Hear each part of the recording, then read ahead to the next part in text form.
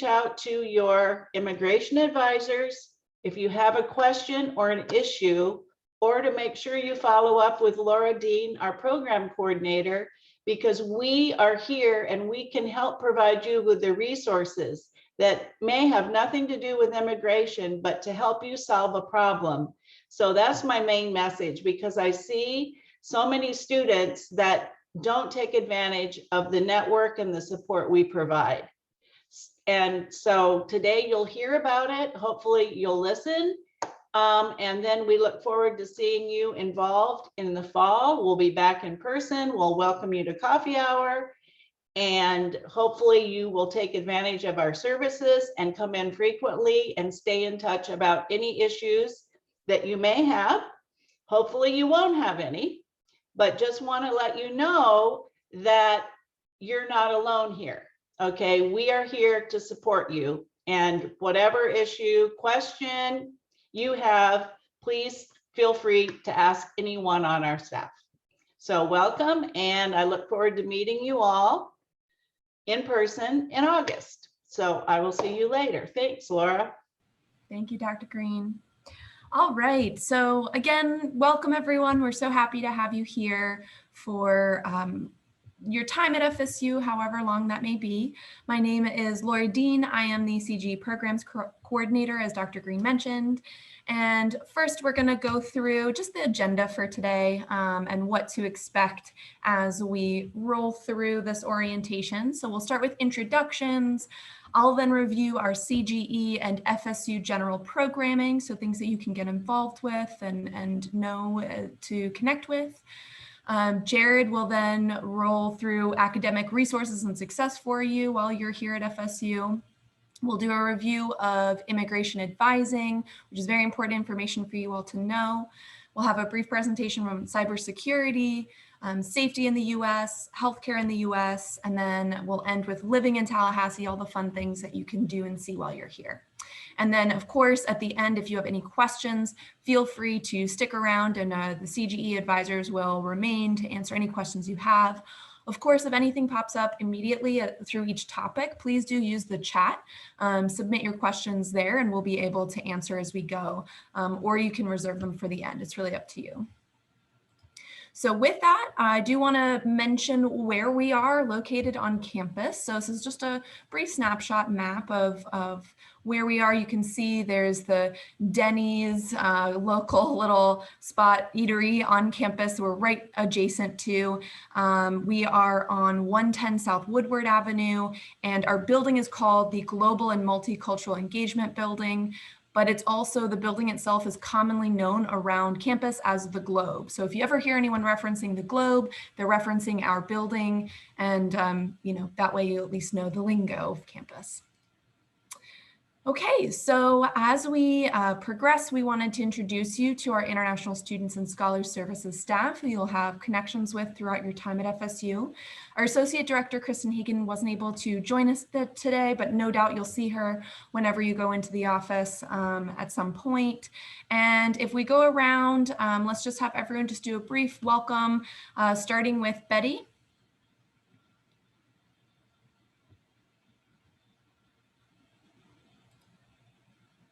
Betty, are you there? She's muted. Sorry about that. It was so good to see everyone's faces during the breakout room. I'm Betty Jensen. I'm one of 3 immigration advisors, and I handle alphabet A through H. So I'm pretty lucky that most of you are going to be with me. Welcome. I also speak Spanish, so happy to have you here. Thank you, Betty. Tanya Khalif. Sorry. Good morning, everyone. My name is Tanya Khalif. I want to first let you know that I am an FSU alumni. I'm glad to have you here this morning. I am the front desk person, and I'm also like a mini advisor. If you have any questions, I can give you general questions and then point you into the direction of your advisor. But glad to have you here this morning. Welcome. Thank you, Tanya. Tanya Shad? Hi, all. I'm the CBIS data manager. I'm also the liaison for insurance, so I'll talk to you later about insurance. And for a long, long time, did J1 advising, so probably won't have too much to do with most of your situations, but if you were previously on a J1, we can help out with that a little bit. Thank you, Tanya. Angelique? My name is Angelique Stevens. I'm from France, and I'm one of the F1 advisors. My advisees are students with last names starting with the letters I through the letter O. So welcome. Thank you, Angelique. Quinn? Hello, everyone. I recognize all of you. Most of you should recognize me. I've just been emailing you nonstop and has been working with you on your I-20s. I help all of our new students with their I-20 process. I advise them through the F1 visa process, and I kind of act as their guide as they transition to FSU in Tallahassee. So it's nice to finally connect to faces to names, and glad that you're all here. Thanks, Quinn. And last but not least, Jared. Hey everyone, like Betty and Angelique, I work with the F1 students, last names P through Z, so I get the end of the alphabet. I'm also FSU alum. I got my master's here a couple years ago, and I also work with the Career Center. I work directly with them in terms of just trying to get some information out to you all in terms of like what to look for with job searches, things of that nature. So when you get into that part of the process, you know, you'll be getting information from me at some point, most certainly. Thank you, Jared. And as you can see too, we have other CGE staff. You just heard from Dr. Green as she welcomed you into the space. But there are others of us out there that work in different areas, whether it's an exchange program or a global citizenship certificate, myriad of different other services and programs that we offer. So certainly you'll get to know us as you come in person and meet and greet with us. But we just wanted to let you know that we are all here to support you, as Dr. Green mentioned, in any way we can. And with that, we did want to at least give shout outs to all of you that are here with us joining. For those that registered for orientation, these are the countries that are represented. If we missed anyone, please feel free to drop in the chat where you're from, give yourself a shout out. We want to recognize all countries of representation here, but at least this gives you kind of a good summary of who's in the room with us today. And I also wanted to just do a brief Zoom poll and just kind of get a feel of who's in the room with us. Kevin, I don't know, I don't have the ability to launch the poll since I'm controlling your screen. Could someone? Thank you. So you'll see here there are 3 questions. What degree are you pursuing at FSU? Have you studied in the US before? And will you be in Tallahassee for the summer semester? Please do go ahead and answer those, and we'll give you a few seconds and we'll then end the poll.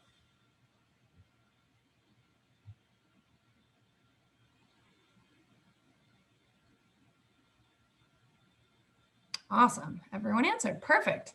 So it seems like the majority of you are completing a master's program. One of you's got a doctorate, which is great. All of you doing great work. For those of you that have studied in the US, seems like majority of you have. And the majority of you will be in the US, and some maybe even outside the US. So it's good to kind of get a feel for, you know, who's in the room and all the experiences that you'll have. All right, thank you, Angelique, for that. Okay, so now I'm going to go ahead and talk about some CGE programming and just general campus programming as well, some things that you can expect while you're here enrolled. So for CGE events, I wanted to highlight 2 in particular that we have running for you all. English Conversation Club's a great space if you'd like to practice your conversational English. Even if you feel confident in your English language learning, it's still a great space to meet other international students and scholars, as well as domestic student facilitators. So each session we hold, we have at least one domestic student facilitator to help guide the conversation and welcome you into the space. So for the summer, we'll be holding virtual English conversation clubs. Those will be Mondays, Wednesdays, and Fridays from 4 to 5 p.m. And that'll start on May 10th when the official start of the summer semester begins. And then for the fall, we will bring them back to in person, and those will be running every weekday, Mondays through Fridays from 4 to 5 p.m. And that'll be held in our building, in the Globe building, in the first floor lounge space. You can always just come in there and you'll see where we set up for that club. We also have our signature event. It's International Coffee Hour. It's a great place to unwind at the end of a long week, socialize, connect with people that you may never have met before, or reconnect with your friends. We have students, faculty, and staff from all over the world join us. So it's a really great opportunity. In the summer, we're going to host 2 in-person socially distanced coffee hours. The first will be Friday, June 25th, and the second will be Friday, July 16th. We'll send out more information to you all closer to those days of what to expect and how to show up. But in the fall itself, we'll be hosting them Fridays from 5 to 6:30 p.m. So it will be an event to put on your calendars and attend, because it is such a great opportunity just to connect with one another at the end of each week. In terms of other events that I wanted to highlight, there's just one more. We do virtual meditation Mondays for the summer. It'll be every other Monday of the month, so 2 Mondays of the month from 12 to 12:30 p.m. And you can just log in. We do a live virtual meditation guided for about 20 minutes by our lovely Michelle. And it's a really great way to restart or reset your mind for the week. So if that's of interest to you, just reach out to me and I can let you know how you can sign up to receive those Zoom links. But for any and all information on our programs, I do recommend that you visit our website. I'll also give you all of our social media newsletter information in a little bit, and that will also update you on all upcoming programs, because this is by no means a comprehensive list of what we do. So 2 features that I want to highlight to you that I think are really important. The first is we have a CGE Canvas page. Canvas page is the platform that we all use for logging into classes. So CGE has created its own page for you specifically. It has all of our upcoming program information, any advising and Zoom in hours for you, immigration updates. But one important resource I want to highlight as part of this page is we have a whole video resources content dedicated specifically to you. So we've gone out and connected with campus partners that we think would be really valuable and important for you to connect with. And they've done basic, overviews of what their offices provide. We have also other resources on there. So I really recommend that when you join that Canvas page or get the invitation to join, that you do join it and that you peruse our resources there, because they're always updated. We also send a monthly international student newsletter, and you'll get that at the beginning of each month, and that's sent to you automatically via email. And I know we're hard pressed to always check our emails, but this is an important one to look over. It'll have all immigration updates, programs, events, workshops, anything that we think is incredibly relevant to you as an international student will be included in that newsletter. So please do check it and let us know if you have any questions with what we have coming up. But that was our way of being able to disseminate important information to you, but not too frequently so we don't overload you with information. We also wanted to highlight, as part of the greater campus welcoming you as a new student, there's this initiative called Welcome FSU, and it's got plenty of virtual and in-person programs and fun activities, ways for you to connect with the larger campus, your peers, and whatnot. So if you just log on to welcome.fsu.edu, you'll see a full list of schedules and times, dates, locations for where all of these events are happening. And it's really fun. I really recommend that this is a great thing to start off with, just to kind of get your foot in the door in terms of socializing and connecting with campus. And of course, we do still have virtual platforms over the summer as we're transitioning more and more to being back in person. So for all of our resources and programs that are still virtual, you can visit this web address and you will be able to see and connect with those resources and programs virtually. So, do check that out whenever you have the time. And lastly, I just wanted to tell you about all the ways that you can stay connected with us. So in addition to our International Student Monthly newsletter, which is directed at you all as international students, we do offer a weekly newsletter that's specific to just the overall campus. It's really not only just for international students, but all of our campus partners, domestic students, faculty, and staff. And that weekly newsletter has updates weekly of all of our programs and services that we offer to the greater campus. So if you're interested in getting more of a consistent weekly update from us, I'd recommend signing up for that. And then you can also connect with us on social media. We have Facebook, Instagram, and Twitter. And again, that is regularly updated with all of our programs and services that we offer. So feel free to join those. And if you have any questions regarding programs or just ways to get more involved beyond your academics on campus, please do connect with me directly. I'd be more than happy to meet with you. So with that, I'd like to go ahead and pass it over to Jared to talk you through academic success. All righty, everyone. Good morning. I'm just waiting for control of the screen real quick.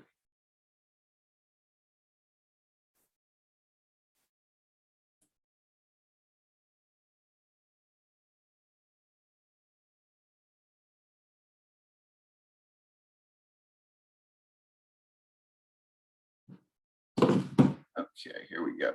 All right, so I'm going to be talking to you all about FSU academic resources and success today. I'm Jared Tyrone, and as I mentioned, I work with students at the end of the alphabet, P through Z.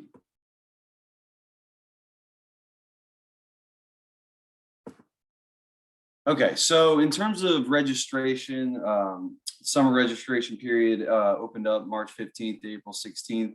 Some of you probably already have some courses on your schedule as of now. Just make sure that you do have something on your schedule by the first day of classes by May 10th. You see it under drop ad where it has that late registration fee.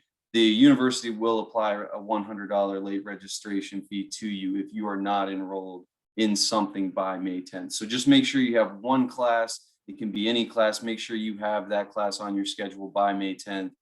So that you avoid that late registration fee. And then the regular drop ad period where you can freely add and drop your courses will be between May 10th and May 13th, those days listed there. Also keep in mind that you must attend the first meeting of each of your classes, or you may lose your place in that class. So those of you who are studying remotely for online courses, make sure that you're keeping up with their attendance policy. And if you are in an in-person class, just make sure that you are there on the first day. And if you're having any trouble in that regard, just make sure that you contact your professors to work with them about that. Okay, in terms of tuition and fee payments, campus housing insurance, FSU, card replacement, library fines, parking fines, etc. This is handled through the Student Business Services Office, and you'll pay your wire transfer online to University Center A 1500.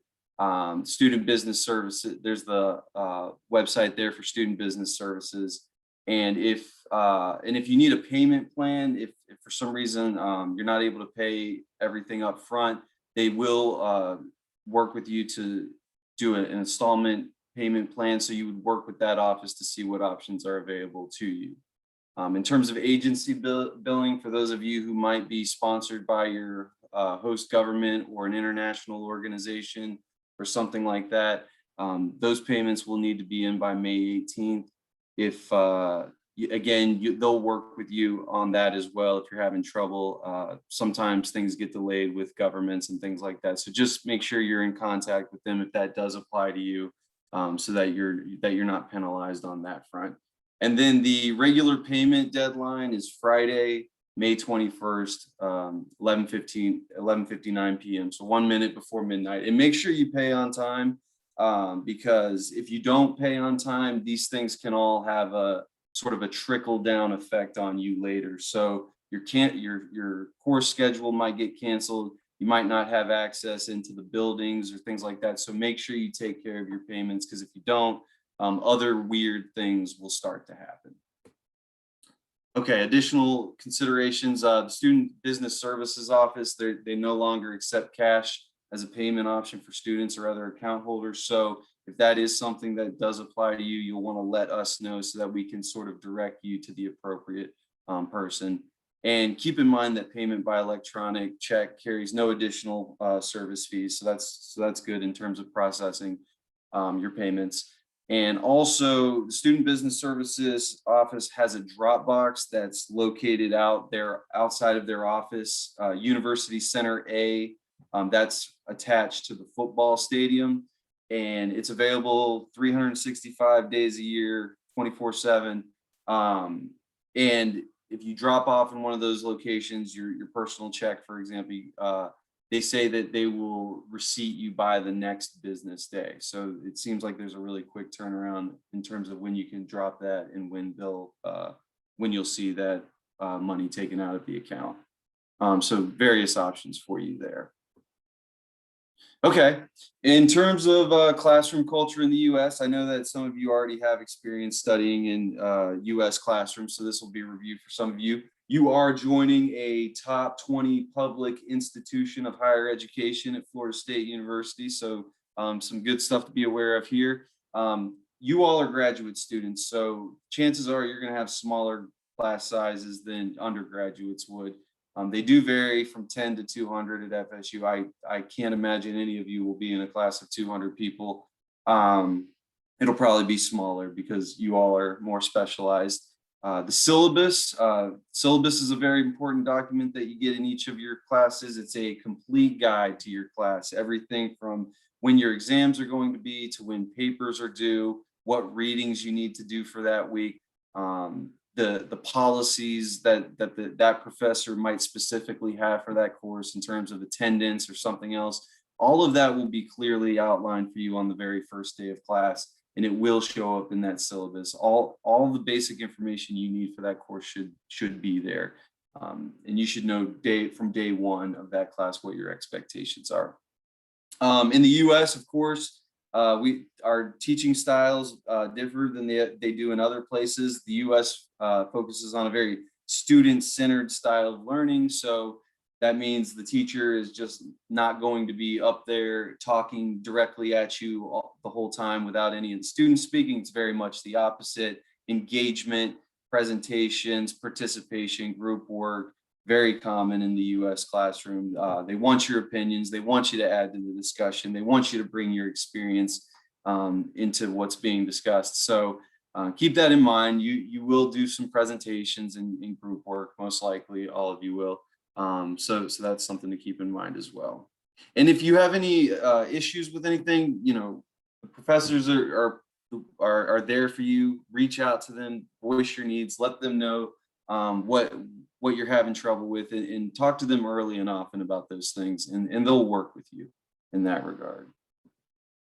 Okay, in religious holiday observances, FSU will grant you your religious holiday absences, but it is upon you to make sure that you contact the professor with plenty of time in advance. You need to tell them at least 2 weeks in advance.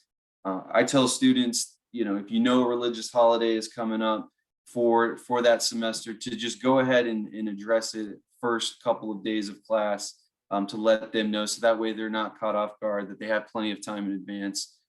They will grant it to you, like I said, but again, it is your responsibility to make them aware with plenty of time in advance.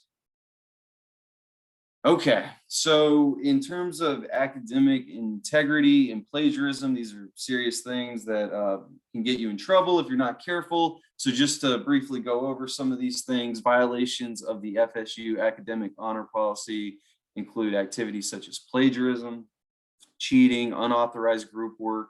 So perhaps maybe you are working with other students for an assignment that was only meant for individual. You're only supposed to be working on it individually. That would be considered unauthorized group work. Fabrication, falsification, and misrepresentation of your resources. Multiple submissions. What multiple submissions means is, let's say you write a really great paper for one of your courses.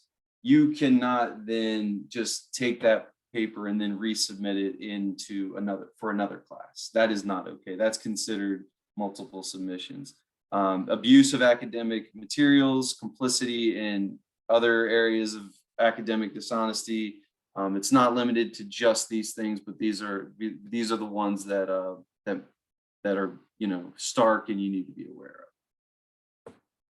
Okay, so in terms of plagiarism, this is how FSU defines plagiarism. It is presenting the work of another as one's own resources, i.e. without proper acknowledgement of the source. The example I always use is that if you write in a paper, you say the population of Russia is 145 million people. Well, you did not go to Russia and count every single person. So you need to cite that in your paper somewhere. So using another's work from print or web or other resources without acknowledging the source, these are all definitions of plagiarism. Quoting from a source without citation, and facts, figures, graphs, charts, those that data information that you're displaying, that also needs to be cited as well. Any other information without acknowledgement of that source. So it's not limited to just written words. Okay. All right, so avoiding academic honor violations, cite as you write. We say that it's important to put those citations in as you're going, so that way you don't get caught off guard or have to readdress them later.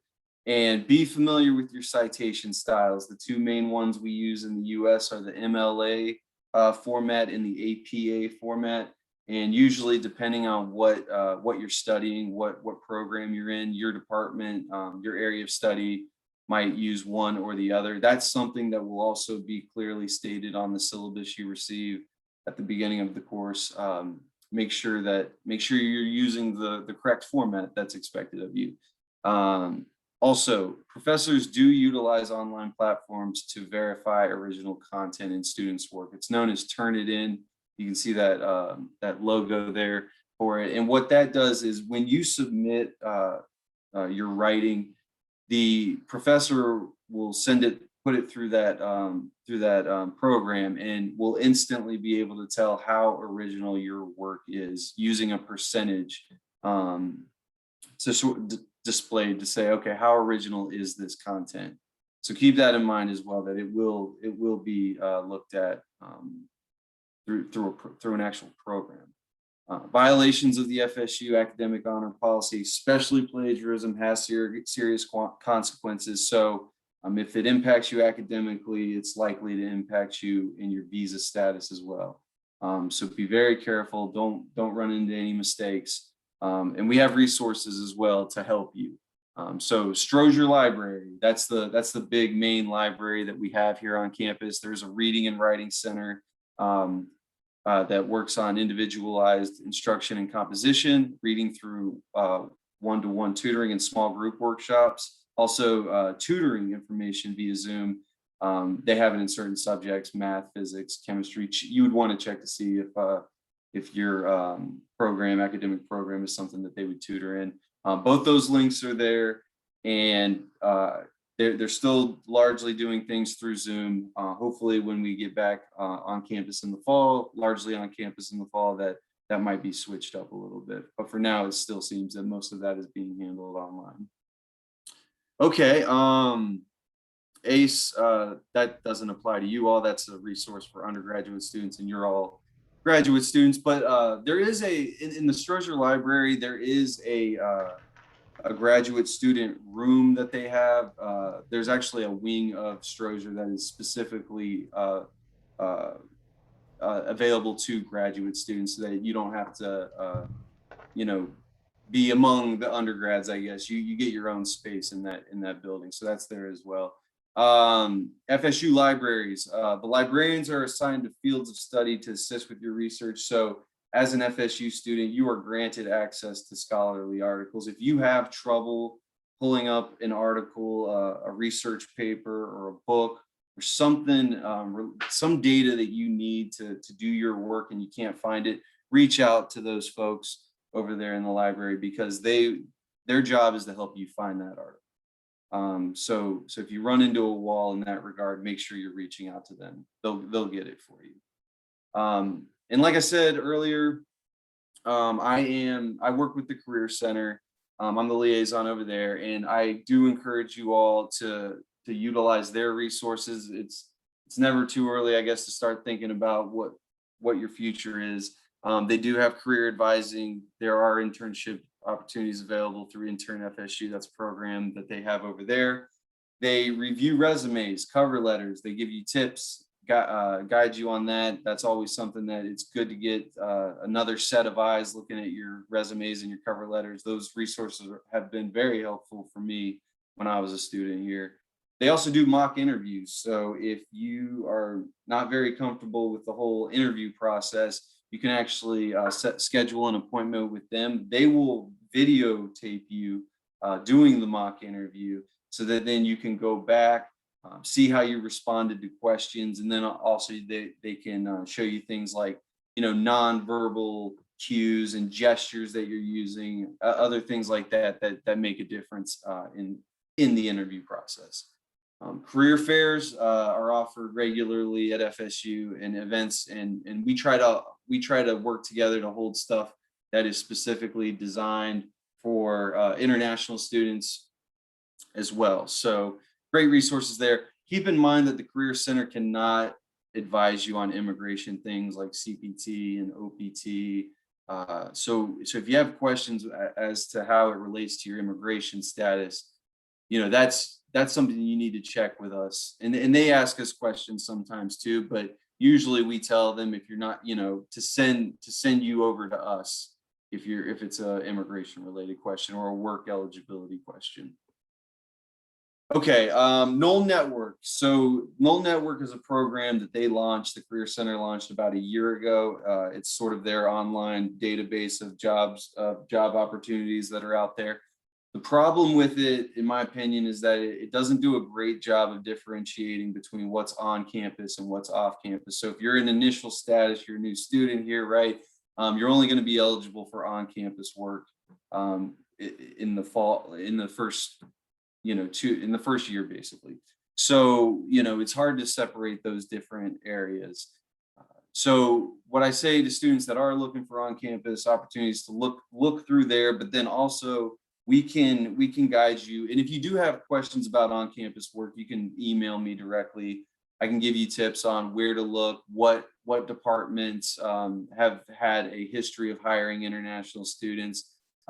There's other things out there that might not appear directly on the Knoll Network. For example, it might appear just on that department's website. We see that a lot too. There's certain departments that tend to just hire it through their own website or have the application on their own website.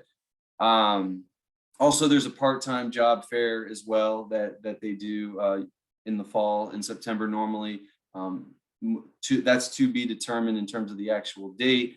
But that's also an opportunity where you might be able to find some on-campus work in your early days here at FSU.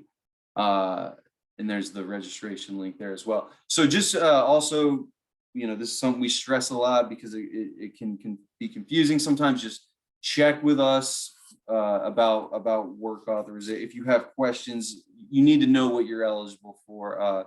We don't want you to get caught in a situation where you're working on illegally, basically. You're unauthorized to work. So just check with us. Make sure that you know what you're eligible for before you actually sign up or agree to anything. Okay, and then funding. So there's other opportunities for funding that we have listed on our website. The link at the bottom is where the general information is. The CGE undergraduate out-of-state waivers do not apply to you, so that's not something I need to get into.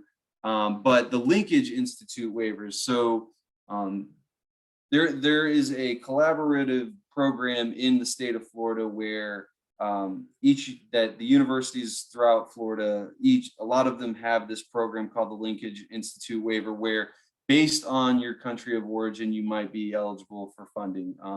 So for example, I believe it's the University of West Florida has a China linkage.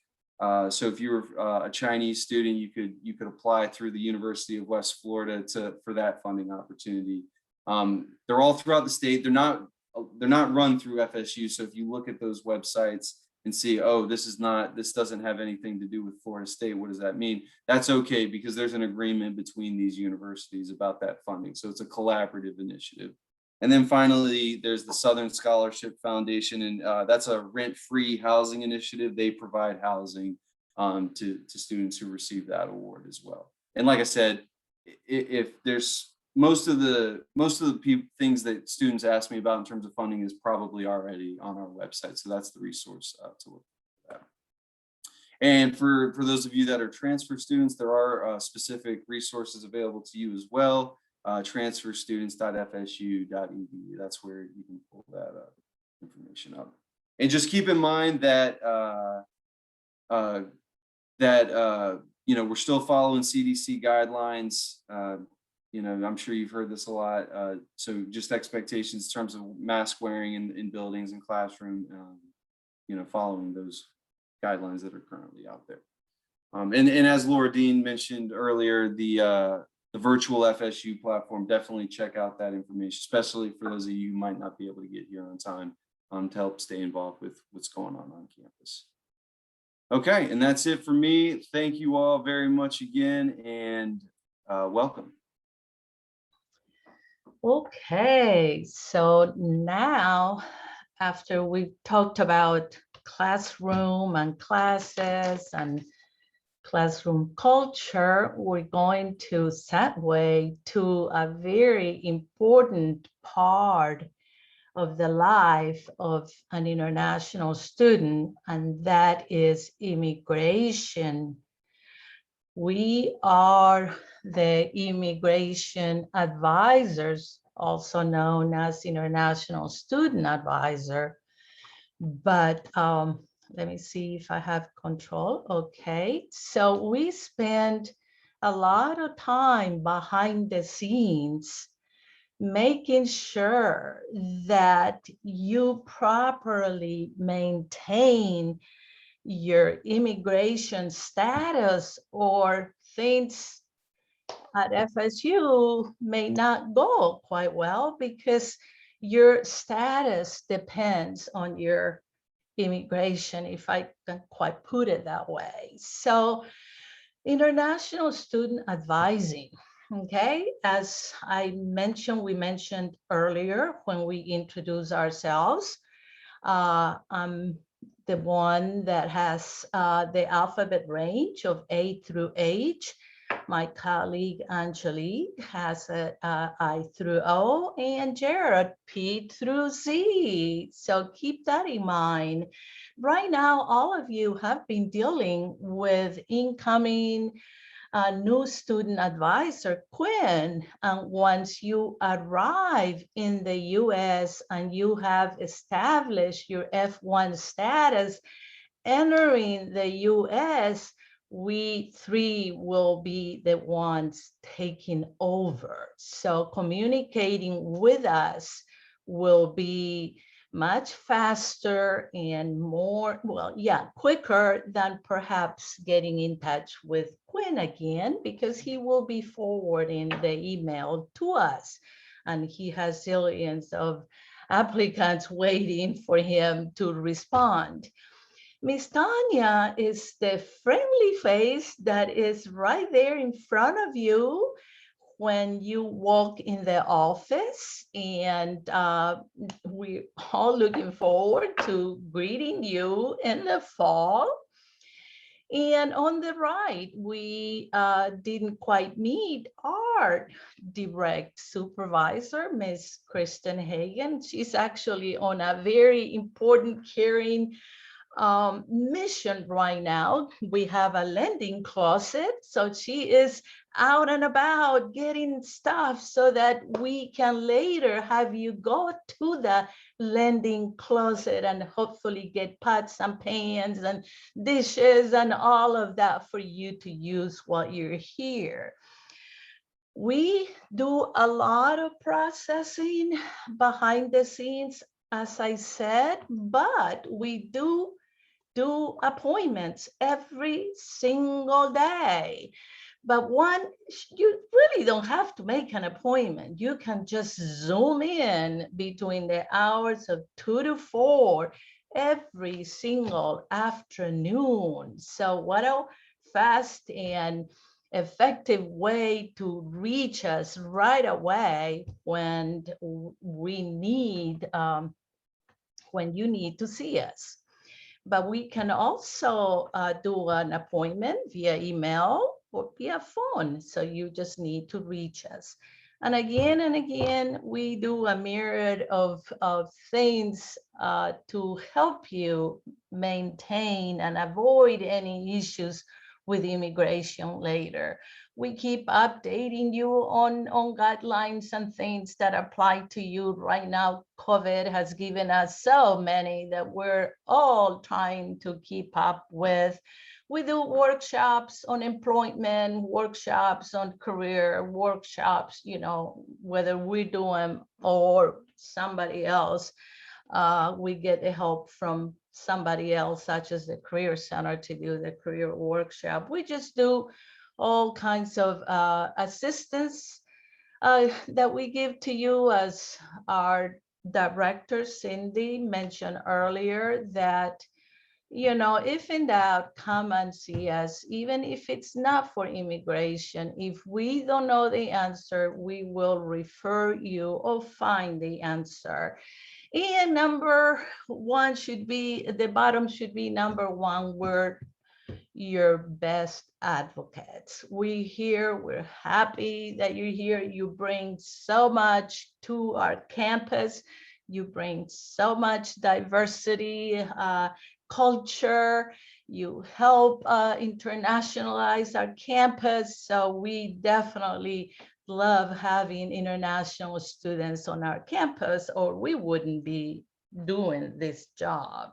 Okay, please get familiar with our website, because a lot of times the answer to your question is in our website. So that's just, you know, it makes sense that you would go and look at the website first, cge.fsu.edu, and bingo, you go to international students and you get all kinds of information. So I encourage you to please get familiar with our website. Okay, so we're going to talk about enrollment, then we're going to talk about travel, then we're going to talk about regulations. But right now, first things first, enrollment. All of you are grad students. So I'm sure by now we know that you are required to take 9 credit hours. As an initial student, all of you are coming as initial students, and you must have at least one in-person class if you are in the US. That is very, very important, okay? Fall and spring semester, you also need to have 9 credit hours. One of those could be online. The rest of those, since FSU is going to normal operations in the fall, will need to be in person, okay? So again, fall and spring, 9 hours, 6 hours must be in person. If completed 6 theses or 24 dissertation hours, however, you will then begin enrolling in 3 hours throughout the completion and all the researching you're doing to complete your dissertation. In the summer, immigration doesn't really require that you attend.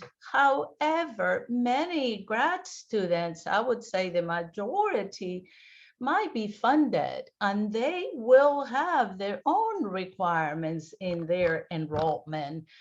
In the summer, for example, right now, most of the departments require 6 hours if they're funding you as a TA, RA, etc. Sometimes the scholarships dictate enrollment, so you need to make sure that during the summer you reach your department. Okay, getting down to the final term, Uh, you need to take just what you need. You don't have to enroll in 9 hours. Okay, and if you're in the dissertation stage as a doctoral student or in your thesis, you take a minimum of 2 hours also. Okay. Okay. We believe that every once in a while, situations happen that we just cannot handle all the 9 hours of full load. So immigration does allow us to approve 2 types of reduced course load for academics and for medical. Okay, academic difficulties are such like initial difficulty with English language or reading requirements. You're not really familiar with the teaching methods, or your advising just didn't quite go correctly, and you're taking a course without the prerequisite, for example, and all of a sudden you're struggling and you didn't know, and your academic advisor didn't catch it. So we are able to have you submit a reduced course load, but it's only allowed once. And this usually happens your first semester, correct? So this type of reduced course load is not for things like, oh, I didn't really care for the teacher, or I really didn't, like the class. No, not for that. Okay. And it must still have minimum of 6 hours. For medical, things are slightly different. Okay. We must have a letter from a licensed medical doctor, clinical psychologist, the DO, what is DO standing right now? I don't remember. Doctor of osteopathy. Doctor of osteopathic, right? Thank you, Anjali. Anyway, but that doctor has to specifically say in that letter that you should have a reduced course load, okay? Whether reducing it by 3 hours, by 6 hours, or all of it, 0, okay? Sometimes that happens, not often, but sometimes. And it is limited to 12 months per level, okay? And it is authorized 1 semester at a time, okay?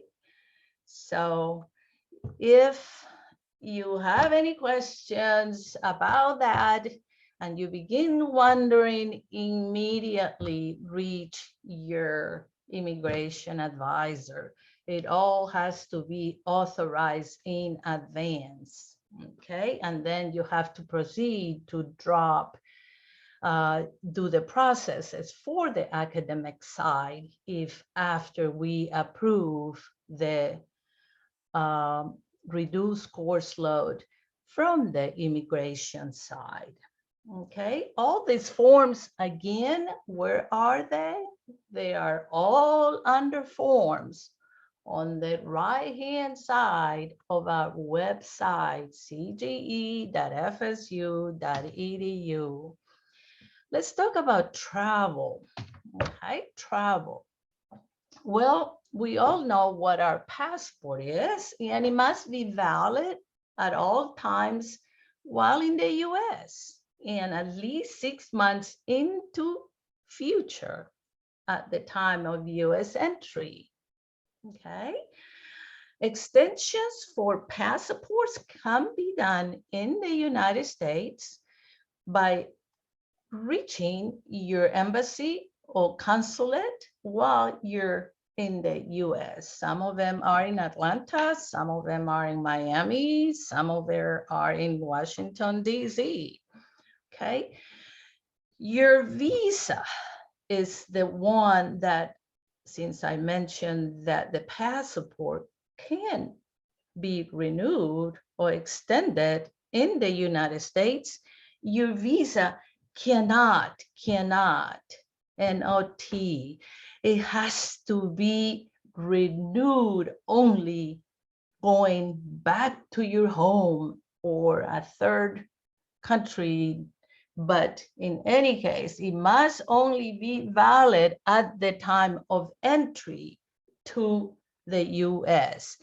After that, guys, your visa is no longer an issue. It can even expire. Listen up. So your visa is not, if I could put it this way, the stamp on your passport is no longer that important what you're in the US, okay? Your I-20 and your I-94 become the most important documents, okay?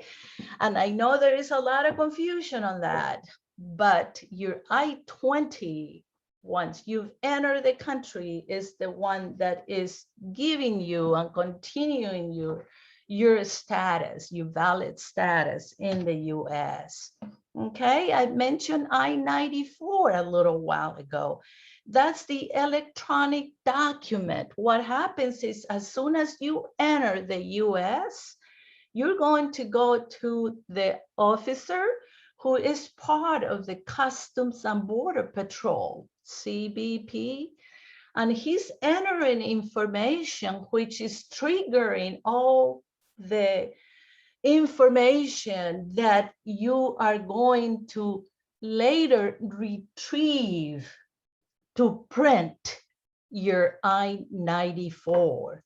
So you retrieve and print this document after each entry by going to this website, okay? Then what happens? You keep that because it is an important document. It gives you evidence of your legal entry to the US, okay? And of course, it's needed because it's a legal document. Besides your I-20, it's used for a driver's license, getting a driver's license, for employment, for opening a bank account, and for all kinds of things, okay? Now, when you're here and get ready to go back home to visit family, or you go on a little vacation somewhere, you must have a travel signature on the second page of your I-20.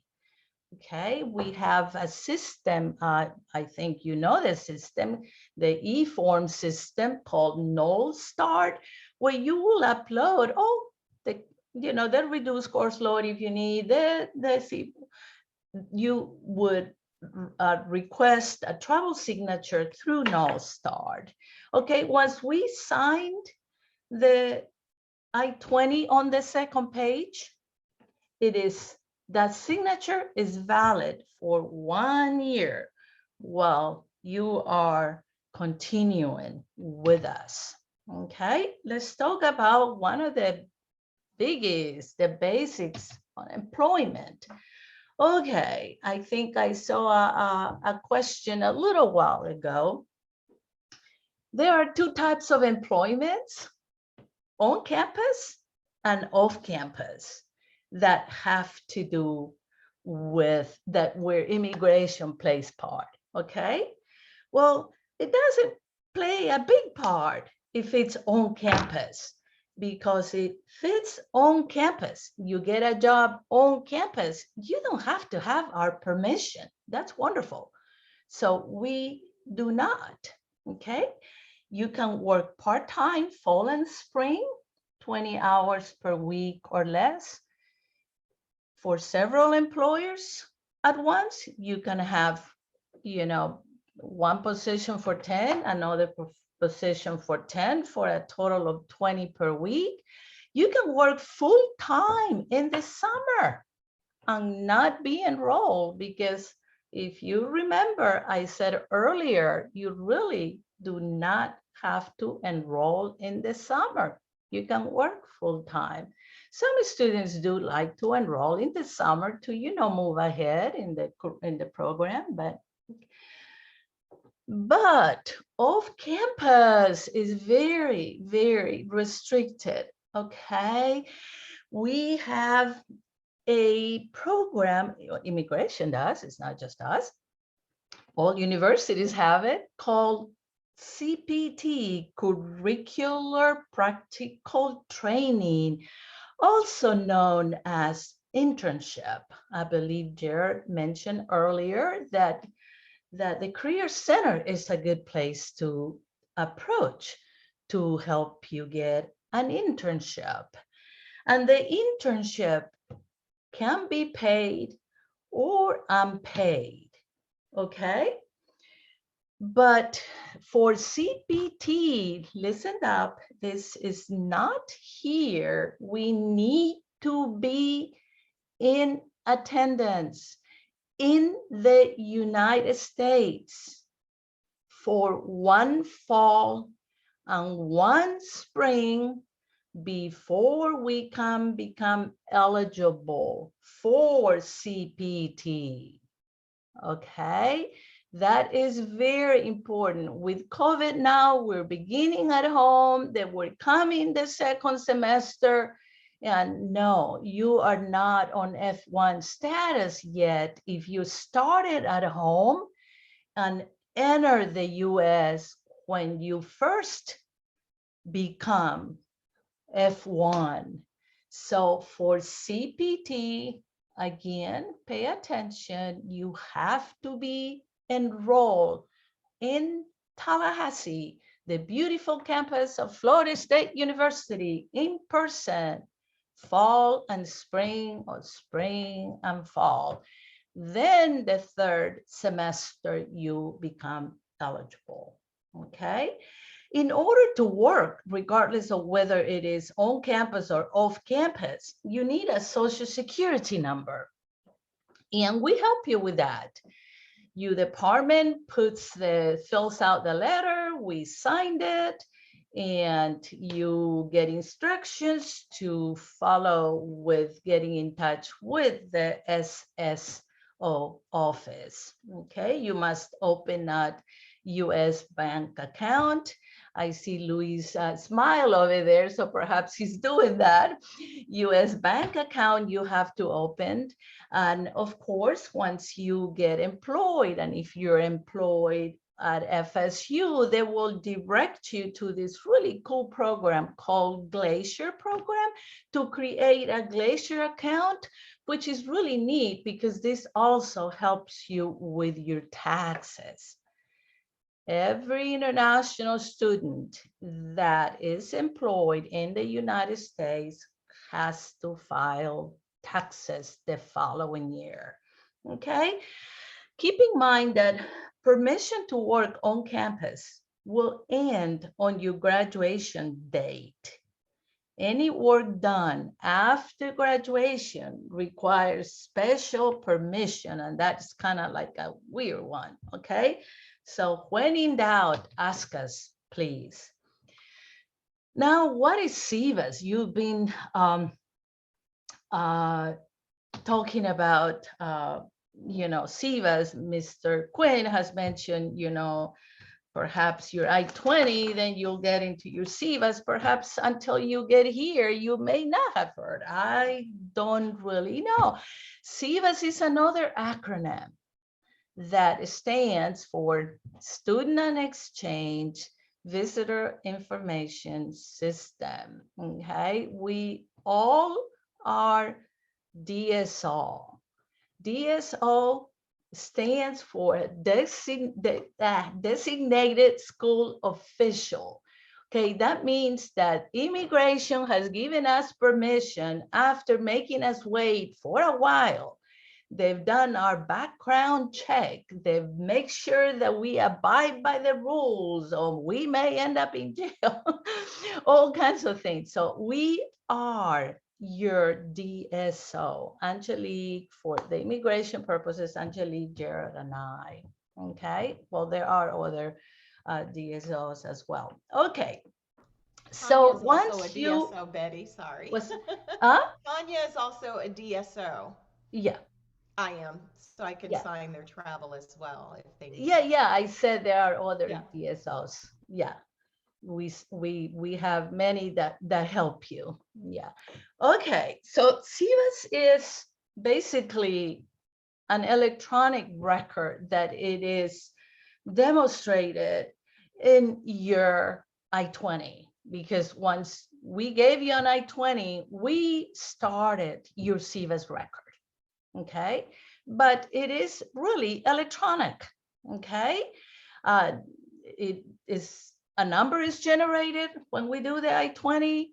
The I-20 shows a lot of information. Get very familiar with your I-20. It even has your SIVAS, number, I mean your visa number. It has your passport expiration date and all those good things. Okay, SIVAS is what will help us keep you maintaining your status.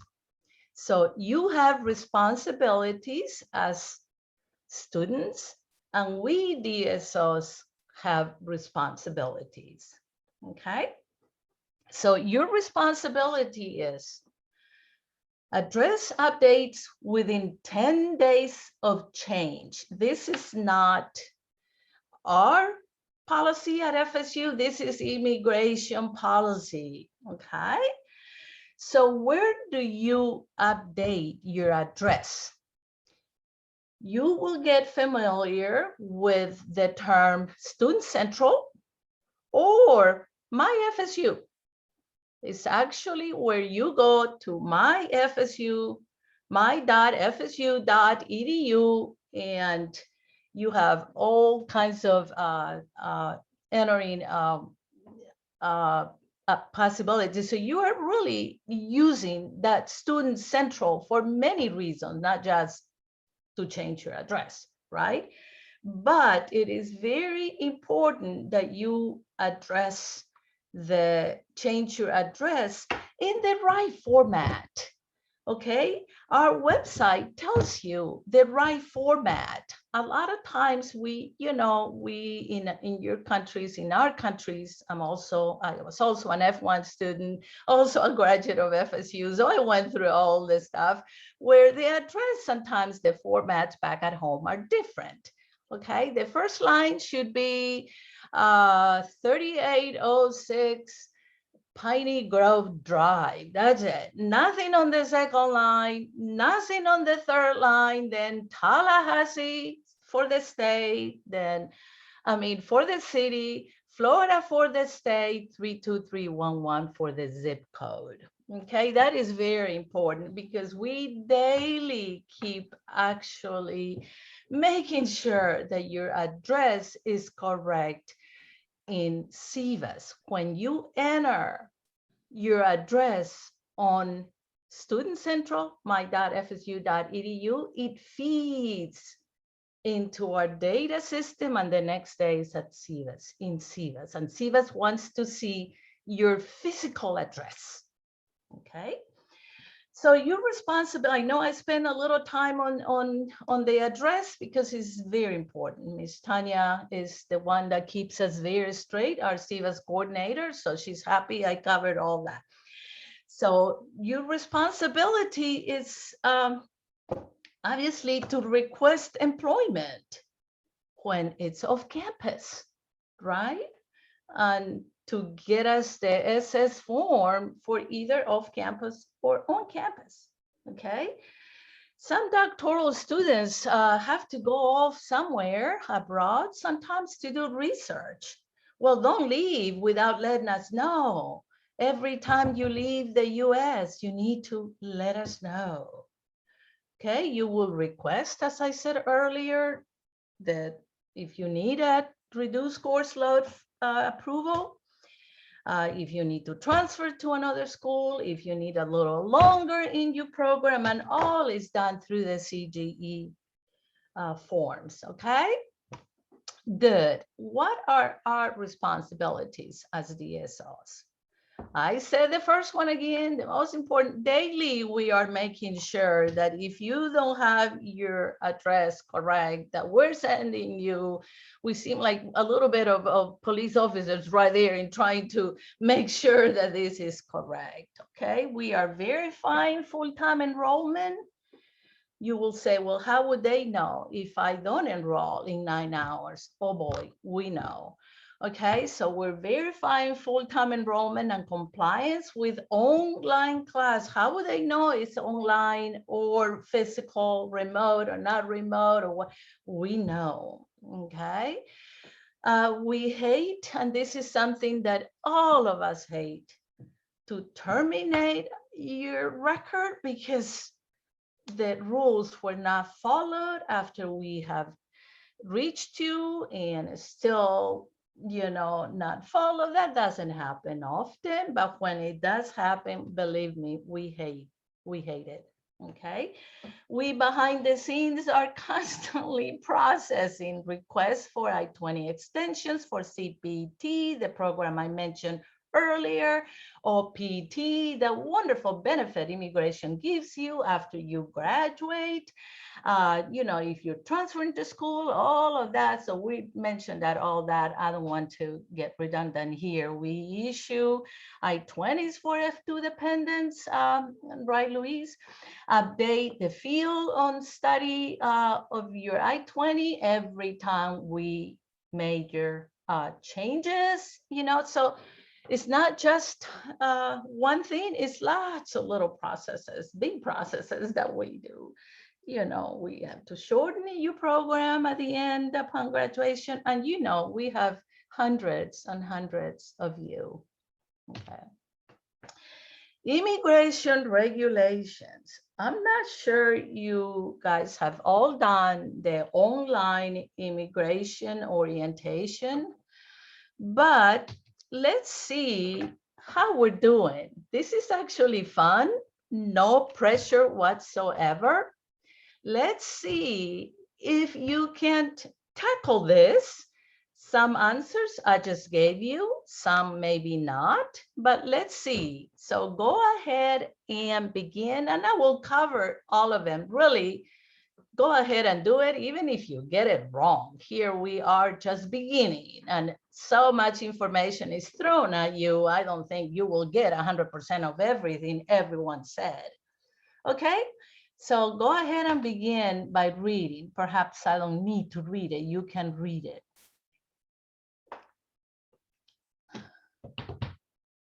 I guess all of you are viewing it, right?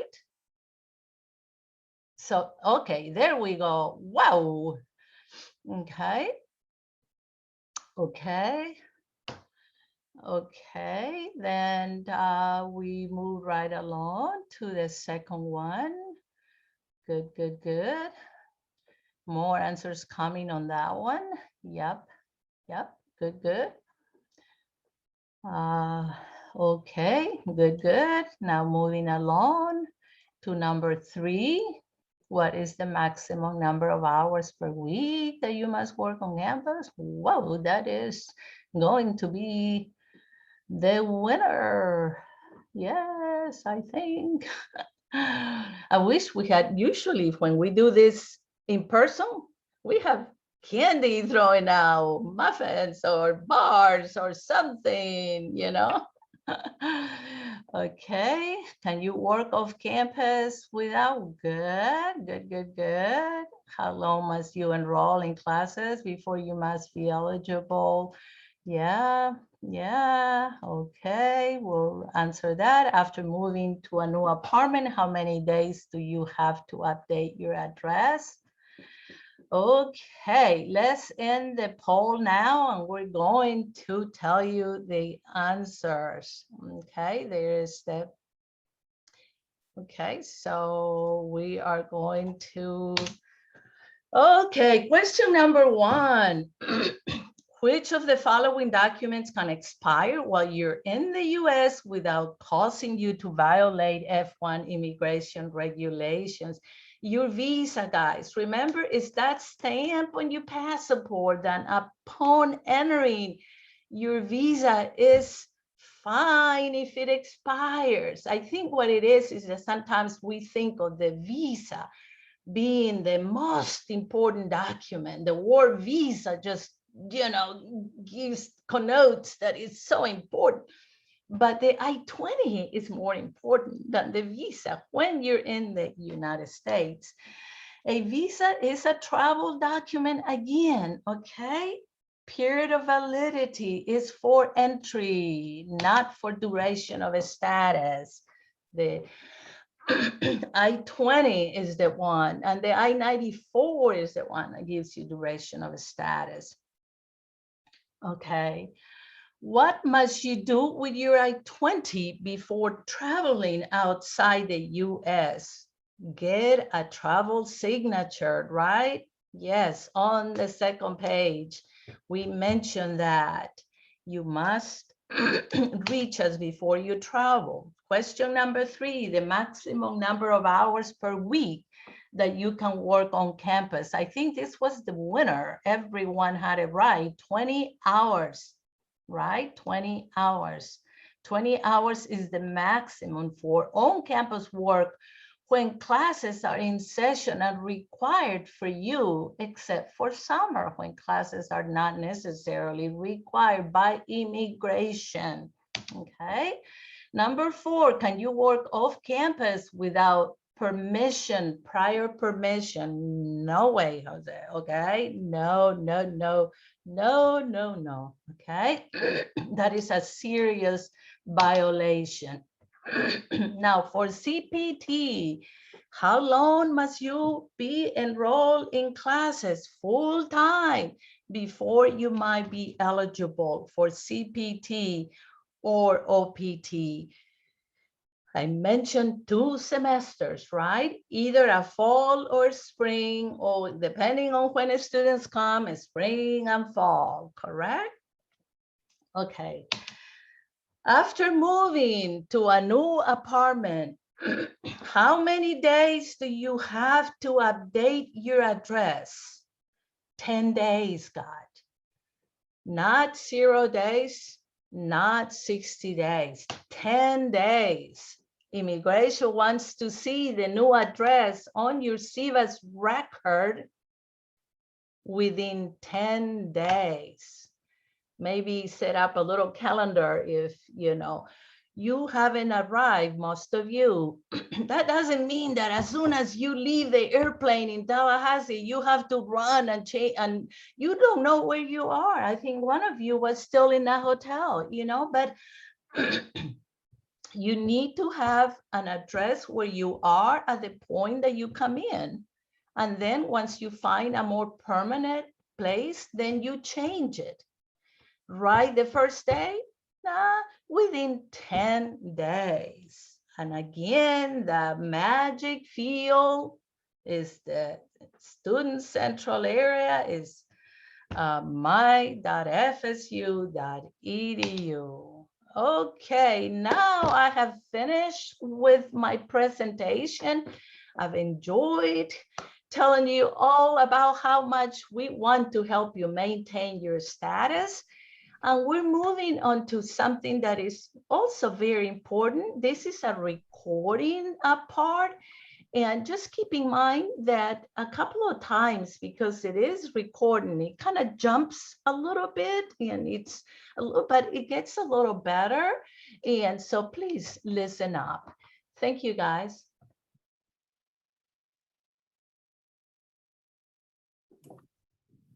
Hi, welcome to Cybersecurity.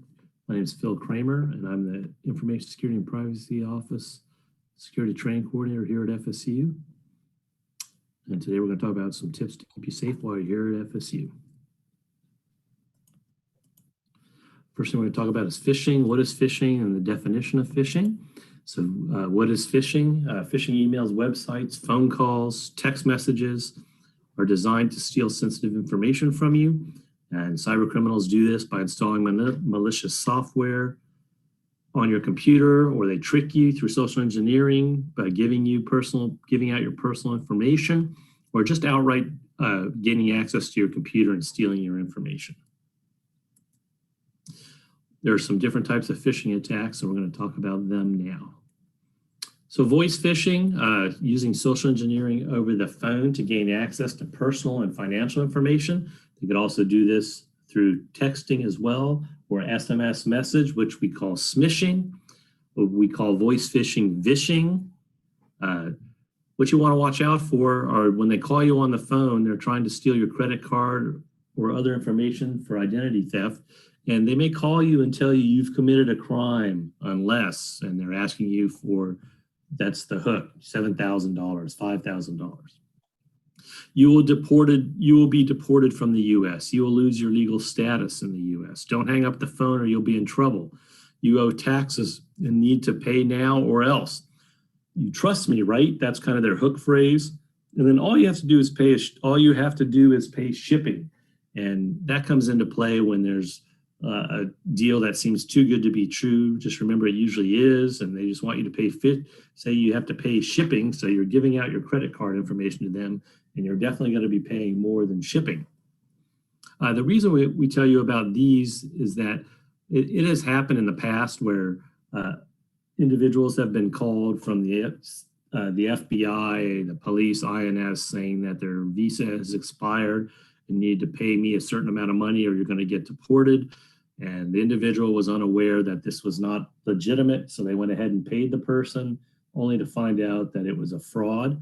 So just remember, these organizations will never call you on the phone asking you for that information. They will reach out to you a different way if they need something. So if somebody calls you saying they're from the FBI, just say thank you very much and politely or impolitely hang up. Social engineering, another type of phishing attack in which they use deception to manipulate you to give up your personal information that maybe end up being used for fraudulent purposes. So everything a cyber criminal needs to fool you into thinking that a message or that a personal interaction is legitimate. And then the message could be coming from someone you know. But a lot of times how they do this is just through scouring social media sites, because on Facebook, they can get your name, date of birth, location, workplace, hobbies, relationship status, favorite food, email address, if you don't lock this down on Facebook. So be careful what you share on your Instagram, Facebook feeds, because people can get information from you and build a profile of you and befriend you only for deceptive purposes in order for trying to trick you into giving up information that will benefit them financially. Different types of phishing attacks. Spear phishing is one of them, and it accounts for 91% of phishing attacks, and it's the most successful one on the internet today. And that's where they're sending a fraudulent email from a known or trusted sender in order to trick you into giving up confidential information. So it may be saying it's the FSU financial aid office, and they're trying to get you to update your credit card information with them. So you think it's legitimate based on who it's coming from, and you upload your new credit card information only to find out that it's a fake website you're uploading to. These folks, once again, they won't call you on the phone. They're going to reach out to you other ways if you need to update your information. Once again, the attacker also gathers that personal information through social engineering to increase the probability of success. So they increase the familiarity with you, thinking that it's going to be legitimate. Clone phishing is another big one that we see. It's where they actually replicate a legitimate previously delivered email and replace that link inside that email with a malicious version of a link, or a link going somewhere else, not to where it said it's going. So you'll see an important announcement from FSU about something, and the email address looks like it's going to www.fsu.edu, but when you hover over it or long click on it, you'll see that it's going to fsu.lt.edu, which is not an FSU website. That is a website that is going to be malicious. They send it to the same recipient address as the original message, and it's sent through an email address spoofed to appear as it's coming from the original sender. So everything looks great. It looks like a legitimate email until you hover over that link and find out it's going to not an FSU site. So just be very, very careful with this. And this is what we call link manipulation, which is the strategy in which they spoof that link. That looks like it's legitimate. So it looks like it's going to fsu.edu, but there's a subdomain in there, fsu.lt.edu, and that's where it's going to go. It's going to go to the fsu.lt site, and it may look legitimate when you click on it, and it's asking you to update your user ID and password or update your financial aid information, and then now they have you.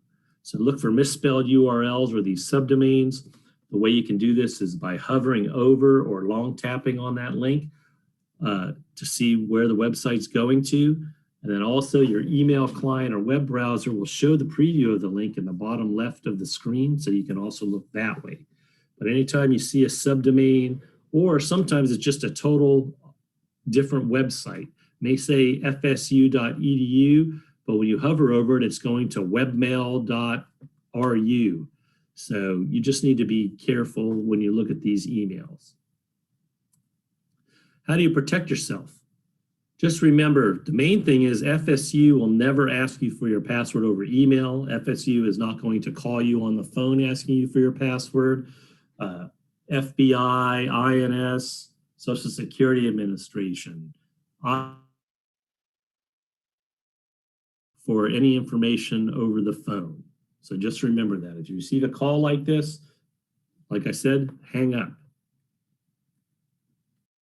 Also, here are some tips. Delete emails asking for passwords. Never do email saying you need to update your password. Just delete it right away.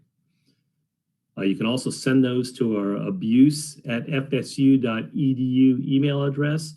That's where we gather all these phishing emails and decide whether or not. And if we see a common email going out, we put it on our ISPO website.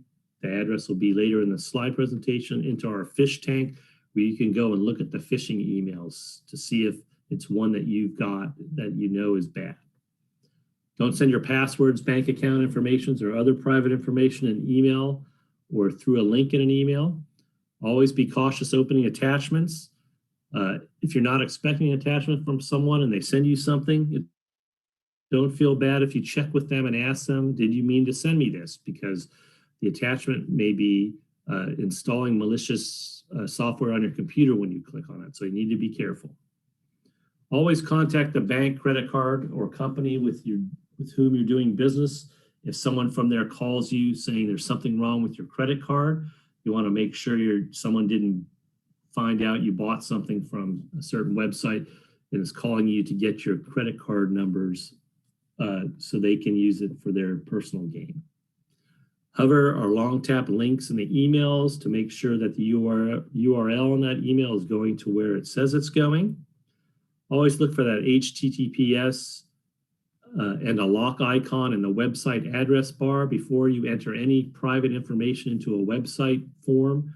If it's asking you for credit card or password information, if it doesn't have the HTTPS or a lock, that means it's not secure and you're sending your information through the internet in clear text that can be captured. This show, if it has the HTTPS and a lock, it means it's encrypted. So it's being guarded.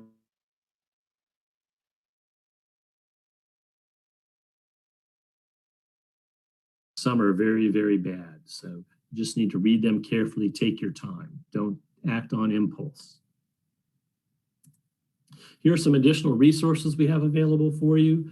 There's our ISPO website at the top where you can get information security and privacy information. Also, our fish tank is there. You can check to see if the email you received is in the fish tank.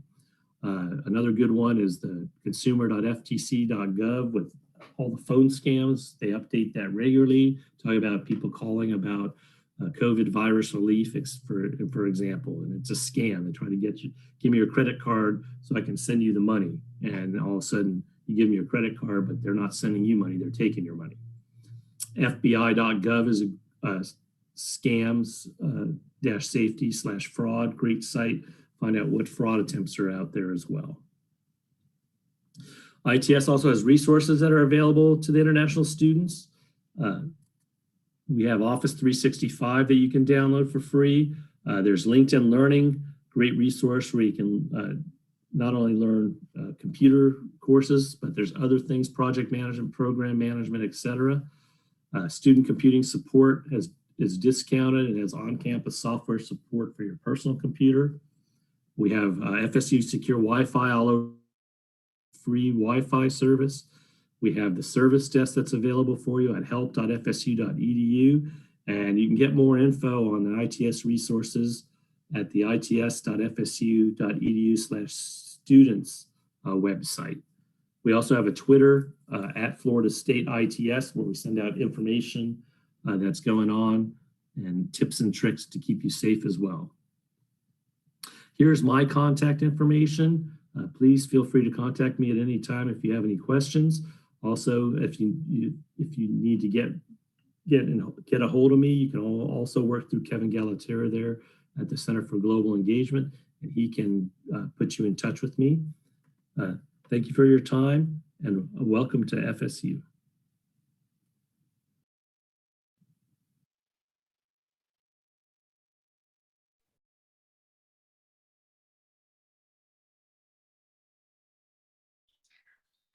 Hi, everyone.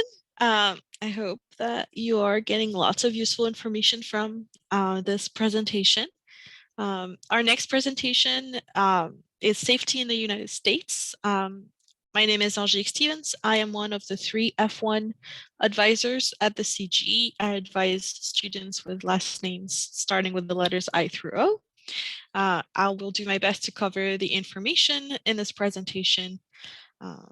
We just really want to make sure that you have a good time when you're in the US. So we start by reiterating some of the information that you were just presented with about phone scams.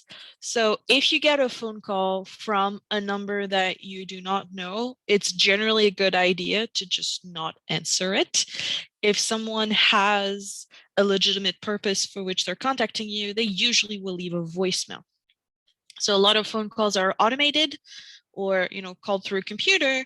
The person just hangs up and moves on to the next person, hoping someone else will answer. So generally a good idea not to answer any phone calls. For numbers you don't know, a good idea to activate your voicemail. A lot of our international students don't have an active voicemail. So when I try to call, it says, sorry, the voicemail box has now been set up. And so I can't leave a voicemail. So one more thing to think about. Let me make sure. Every semester, we have a handful of students who let us know that they've been victims of scams, and the unfortunate thing is if the person is making you go to the bank or log into your bank account and transfer money out, they didn't do it for you. You did it, you gave access, then the bank may or may not be able to refund your money. And the most heartbreaking cases for me are when a student tells me that they just wired thousands of dollars and for that reason they can't pay tuition anymore. Like that just, and it happens.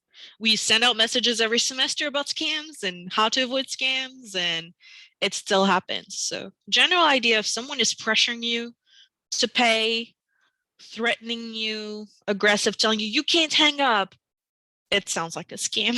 Just hang up. Some of those people will say, I'm sending an officer to your place right now, and I can tell you that nobody is coming. But if you have a doubt, after that happens, you can reach out to us. Just don't send any money. Don't provide any personal information such as your name, bank account, social security number. Don't give them anything they can use. But the scams happen a lot. And we don't know if they're targeting international students or if international students are just more likely to believe. My kind of theory is that the FBI and the police is portrayed as such like a tough kind of force on TV that maybe international students, when they come to the US, kind of imagine this would be real, that you could get a threatening phone call. But all the US government agencies won't ask you for money over the phone. That's a guarantee. Okay, sorry, there's a little bit of delay from the time I click. Okay, so the FSU Police Department is there to assist you if you inquire a situation that you need to report on campus when you're unsafe, for instance, or in Tallahassee. Sorry, let me back up. In Tallahassee, their phone number is pretty easy to memorize, 850-644-1234. One resource I would advise that you check out before you come to campus is the active shooter training online video. Preparedness is always tough because we have to prepare for uncomfortable situations. So I am not trying to imply that any of these events will happen when you're on campus, but we want you to be prepared to know what to do if any of these situations happen. So I highlighted the active shooter training video there. Downloading the Seminole Safe app is also a great way to be kept up to date on, are there things going on campus where you should seek shelter or not? And you can check crime maps, when you're looking for an apartment. You can see what has been the history of crime in this area over the past few months. So these are great resources for our students. Let's see. FSU Guardian, if you have a health condition that would make it that you would lose consciousness and need medical help, you can download this app ahead of time and put in your information so that the example we give here is diabetic shock. If you went into diabetic shock because your blood sugar was way too low and you can't answer, then police dispatchers would be able to access your information through, only them would be able to see your information, the information that's in that app. So if you know you might need it, download this app ahead of time and complete the profile. Another very important point is we live in an area of the United States that is subject to hurricanes. We usually do get a few days notice, but there are things you should do as you arrive to Tallahassee, since you're a summer or fall incoming student. So hurricane season can be anytime between June 1st to November 30th. And the thing is, if you have to get insurance for the belongings in your apartment, so that's what we would call renter's insurance, tenant's insurance. Usually the insurance company doesn't want to sell it to you when a hurricane is just going to happen, like they know it's happening. You can purchase it ahead of time. Some apartment complexes do have renter's insurance included in their lease, but some do not. So if they do, or if you have to purchase on your own, you definitely want to ask, what happens if I have to replace all of my belongings because there was a hurricane, there was a flood, there was a fire?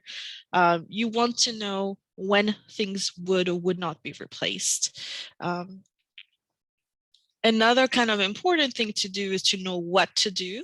We recommend downloading the Red Cross Emergency app, and you can get from redcross.org.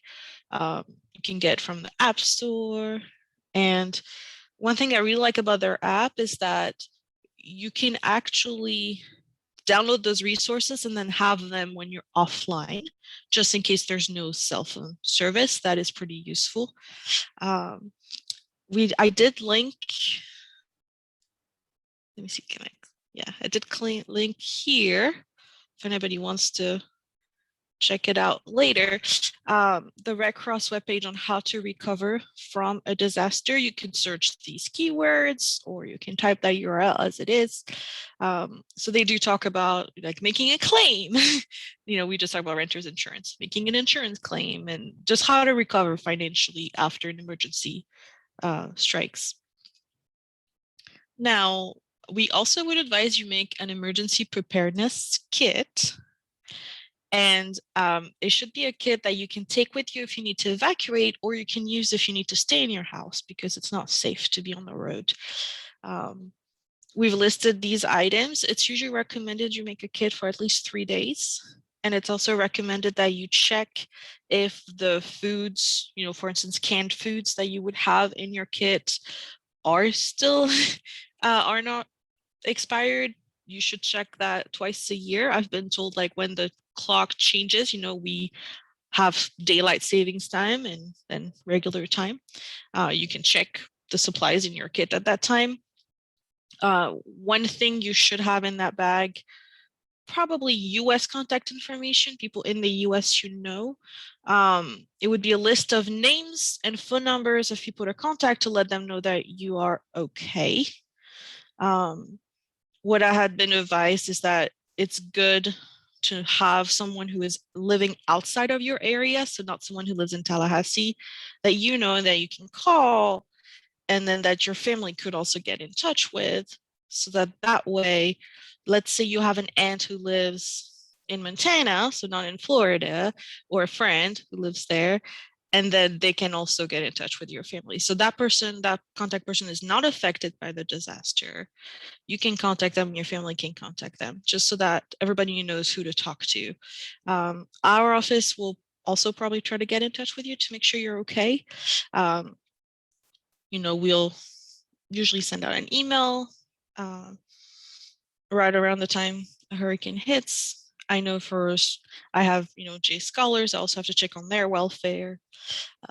But this is a good list for things to start your emergency preparedness kit.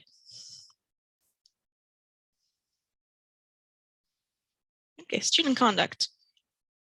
As students, you all had to agree to the FSU Student Conduct Code, or you all have to agree to the Student Conduct Code. You're bound by it on and off campus. You're an FSU student. You're a representative of FSU, whether you're on or off campus. So we want you to be aware of several resources in case something happens to you that is not okay. So we're talking about discrimination, sexual misconduct, harassment, incidents with alcohol, illegal substances. The first program we want you to know about is Know More. It's a victims advocate program. And we also want you to be aware of report.fsu.edu. I have a screenshot of that website on the next slide. Essentially, victims advocate program would be an office that can help you know what your options are, and if as you're moving along with different procedures, they can advise you. Report.fsu.edu.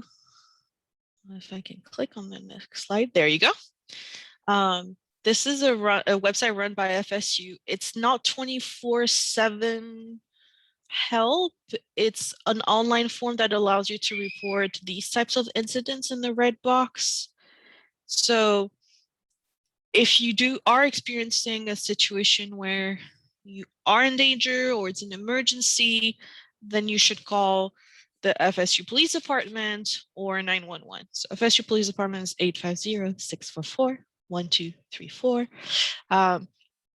This website, you would submit a form and then it would be reviewed by someone else, and it'll be reviewed pretty soon, but depending on what time of the day and night you submit it, it may not be right away. So that's why we tell you, if you are in danger, experiencing an emergency, this is something you do when you're safe to do so. Does that make sense? Okay. If something did happen to you among the incidents, some of the incidents that I named, you should know first that putting a report in report.fsu.edu will not get you in trouble. And you don't have to be the person going through that incident to fill out a report in report.fsu.edu. What I mean is, if your roommate is getting harassed by her boyfriend, you can fill out a report in report.fsu.edu. That's what I mean. If our staff becomes aware of a student being mistreated, we also make a report in report.fsu.edu. Because we're FSU employees, we want to make sure you're taken care of, so we have to make that report. The university tells us that we need to, and that is so that you get the correct resources. It's not to punish you, it's not to blame you. If you would like confidential help, so people who can discuss your situation with you and assess it with you before you take next steps, so decide not to take next steps. The first resource is the FSU Victim Advocate Program. They are available 24 hours a day, 7 days a week. They actually just opened this semester a text line if you're more comfortable texting them instead of calling them. I think that's really cool that they're trying to adapt to people's comfort. So they will have someone on standby to answer your text, or of course, if you call them, it's a different number for calling. I just included the texting number here. University Counseling Center. Also, they have a 24-hour, 7-day-a-week hotline phone number if you're contacting them outside of business hours. And cool thing is that any counseling through the University Counseling Center is free, because as students, you are paying student fees. So you're paying tuition, and then there are fees in addition to that. So through the fees, the University Counseling Center, the sessions are paid for. There isn't a limit to the sessions that I'm aware of. It would be free if you were even doing couples counseling and you're a student and the other person isn't, or group counseling if you wanted counseling, for your roommates and you're a student, and maybe they are not. So it's a really good resource to take care of. We all need a little bit of help dealing with stress when we are in the US. When I was an exchange student, I went to counseling at University Counseling Center, and it really helped me with the transition, getting used to the different educational system, the different expectations, the workload. So I wholeheartedly advise you take advantage of it. And again, you're already paying for it. You might as well. So those two are 24/7, 24 hours a day, 7 days a week. For the other three resources that we listed, I wasn't aware whether they're 24/7, so that's why I did not list it. University Health Services is a part of FSU, and the other two resources are in the community, but I don't believe they're connected to our university. So we want to make sure you're taken care of. Our expertise will stop at making a report, but that means that you can get the help you need. Sorry, it's always a hard part of the presentation for me. Let's move on to current events. Still safety, current events.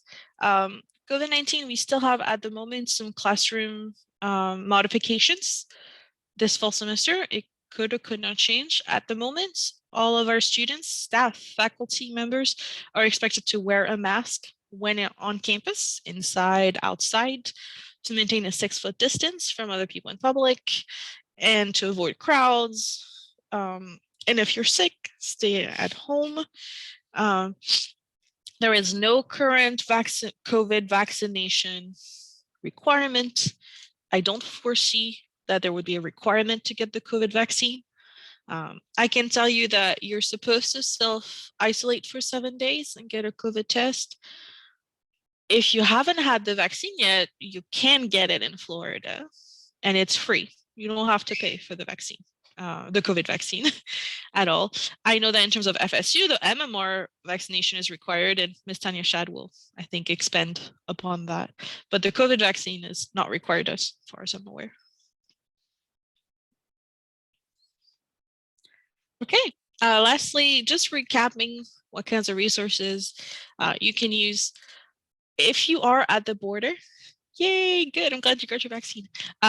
If you're at the border and the border officer needs to contact our office because they need to verify information, they can call our front desk number 850-644-1702. And even if it's outside of business hours, they will be able to reach someone. There are instructions for border officers on where to call to reach us. So you don't have to worry about needing to arrive 8 to 5 Monday through Friday. That's not a problem. I'll answer that one question.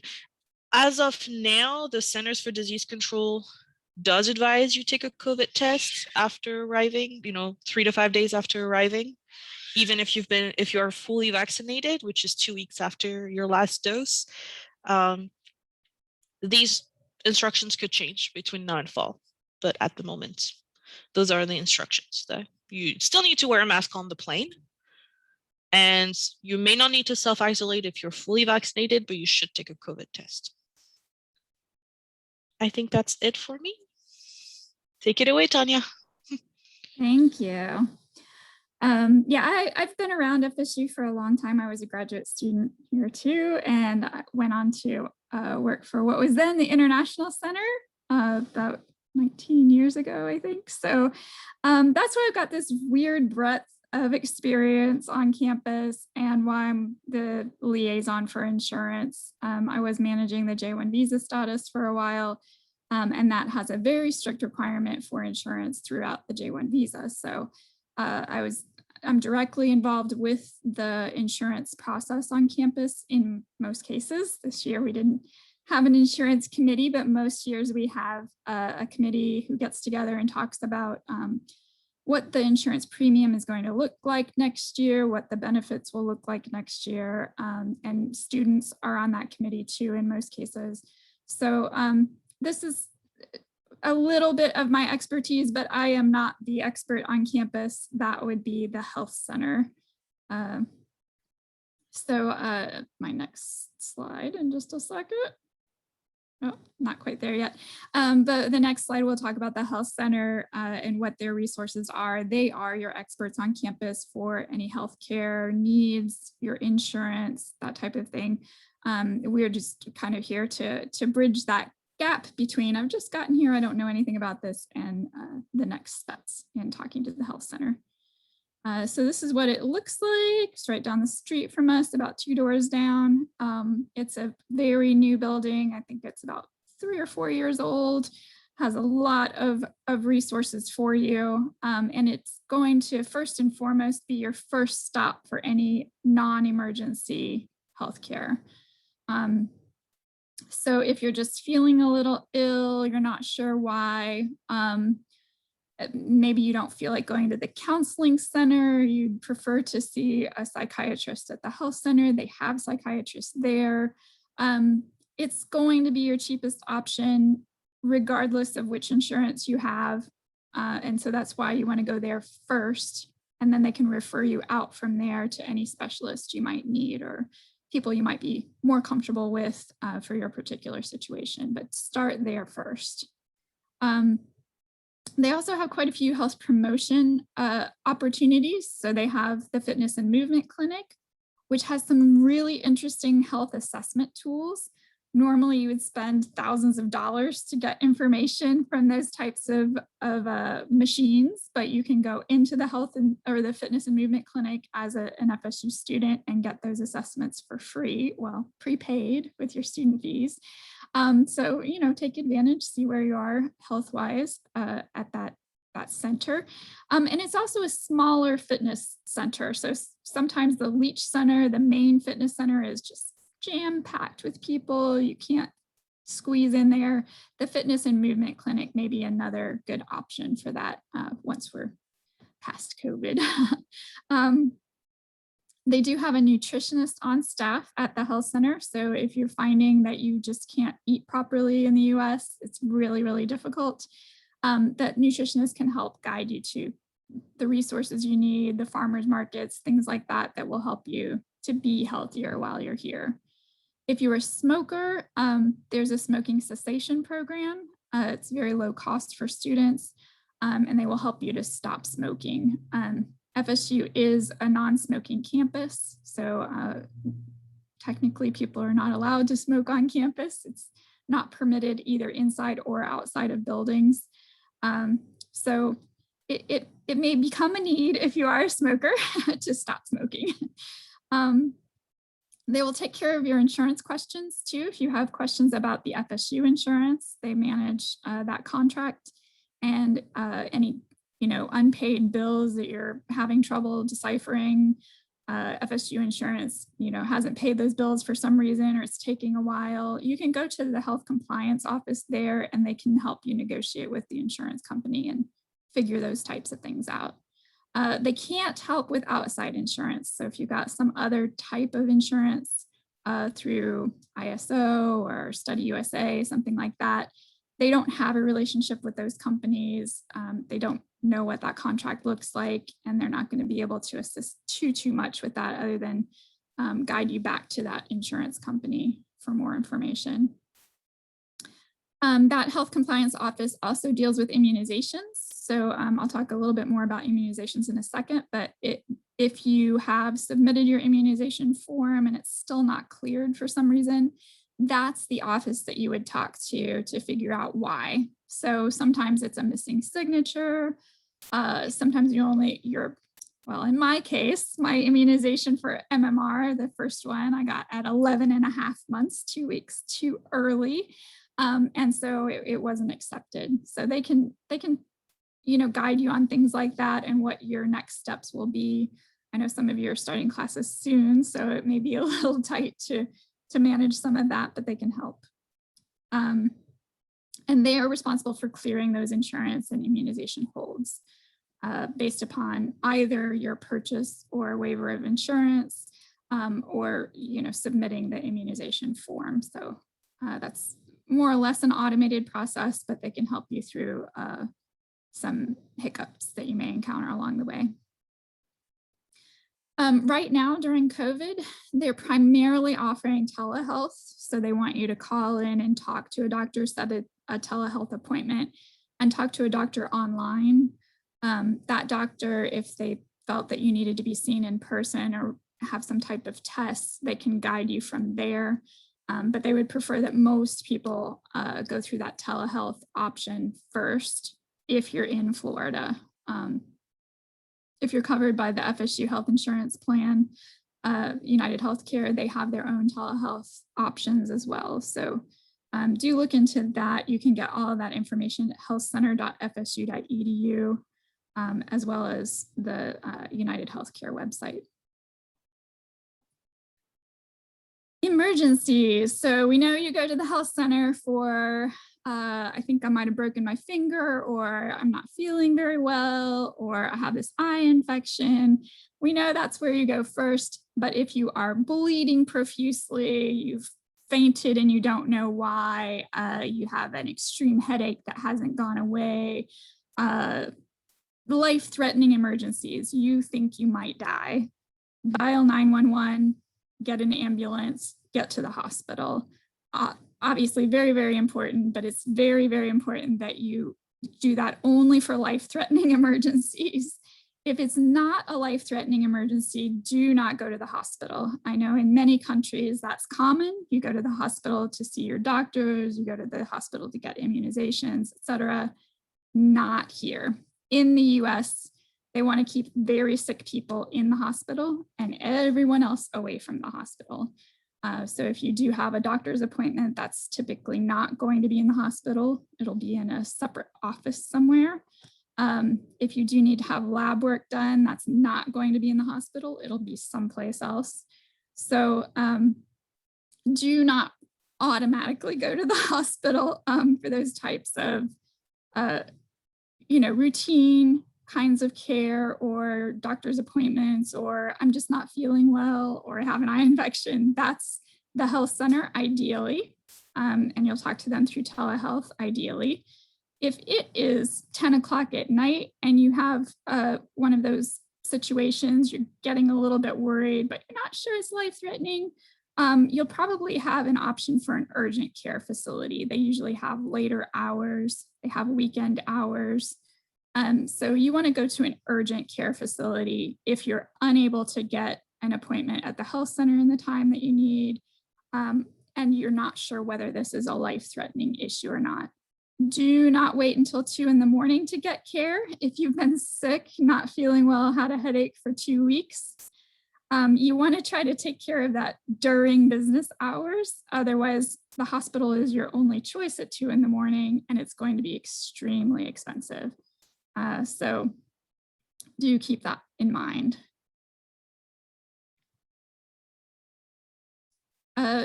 Some things that I learned from my students, we learn things every day, are that many doctors are not taking new patients. So if you're going to see somebody outside of the health center, let's say, your doctor at home told you you needed to see a neurologist the moment you got to Tallahassee. Many doctors are not taking new patients, and that's a little bit challenging. So again, I would say talk to the health center first.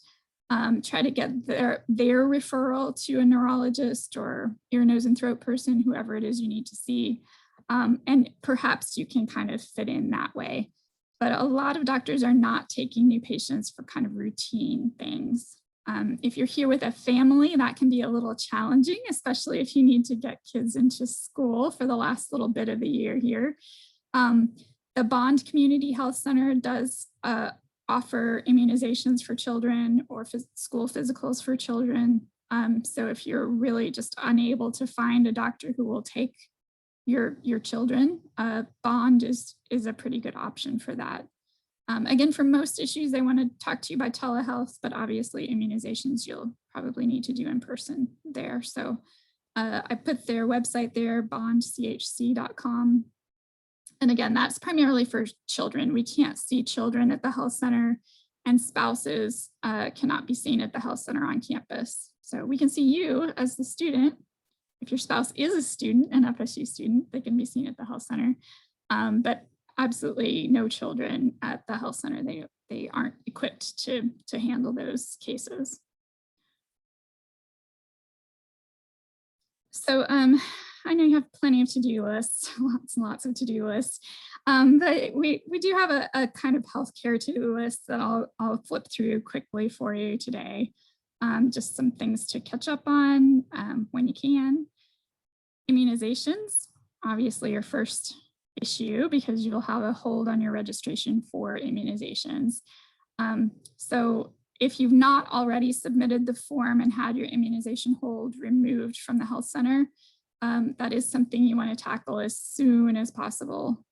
The only 2 immunizations that are absolutely required are the 2 MMRs. So you have to have 1 MMR on your 12th birthday, or your first birthday, 12 months old or later. And then the second MMR at least 28 days later. So if you're having trouble obtaining your immunization record, or you only got 1 MMR, or your country doesn't do MMRs, or something strange like that, talk to health compliance at fsu.edu. And they do have ways to kind of get around this. So if you only have 1 MMR, for instance, they can get you scheduled to get your second MMR and temporarily remove your hold so you can register. Or if you have no MMRs you can document, they can temporarily remove your hold right now, get you in for your first MMR appointment. So there are some options there, but talk to them, health compliance at fsu.edu, let them know what you're encountering right now. I know a lot of people are having trouble getting their immunization records. During COVID, it's not always easy. So the health center will help you out with that and try to get you what you need. Keep in mind that the rest of those recommended or required immunizations, you can sign a little waiver on there that says, I don't have time to get the hepatitis series right now, I'll get it later. I don't want to get meningitis right now, I can't get in to see a doctor. You can waive those immunizations. Just be sure that you're signing off on that waiver on the form, or they won't accept the form. Do keep in mind that if you have the FSU insurance, you can still get those immunizations later. Even if you sign off, I don't want to get it right now, you can still get that immunization at the health center for free with your FSU insurance at a later time. And there's no negative consequence to writing that you waived it initially. So take advantage of that. You've paid for it, might as well. If you've not gotten a hepatitis series, it might be a good opportunity to do it. There we go. The next little to-do list is reviewing your insurance policy. I recommend doing this soon.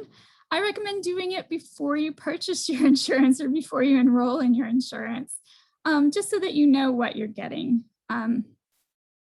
Although there's an option to waive out of getting the FSU insurance by getting an alternate insurance policy. Those alternate insurance policies, even though they meet the state regulations, are not the same as the FSU insurance. They're going to be significantly different. So you want to see what it is you're actually paying for, and whether it's worth it, quite honestly. I'll get into it a little bit later, but for those of you with assistantships, there's really no reason not to get the FSU insurance, to enroll in the FSU insurance. It's really going to be your most comprehensive insurance option, and it's primarily paid for with your assistantship. So that's probably going to be your first step, but go ahead and look at that brochure.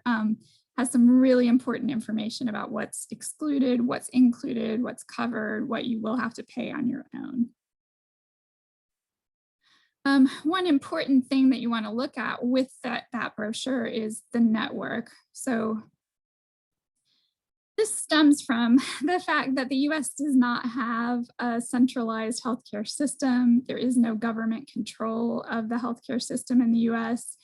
There's very little oversight of the healthcare system in the US other than safety. So they're obviously going to make sure you're safe and that people are doing things the way they're supposed to do them, but there's no control of costs. So that is really left to the insurance company.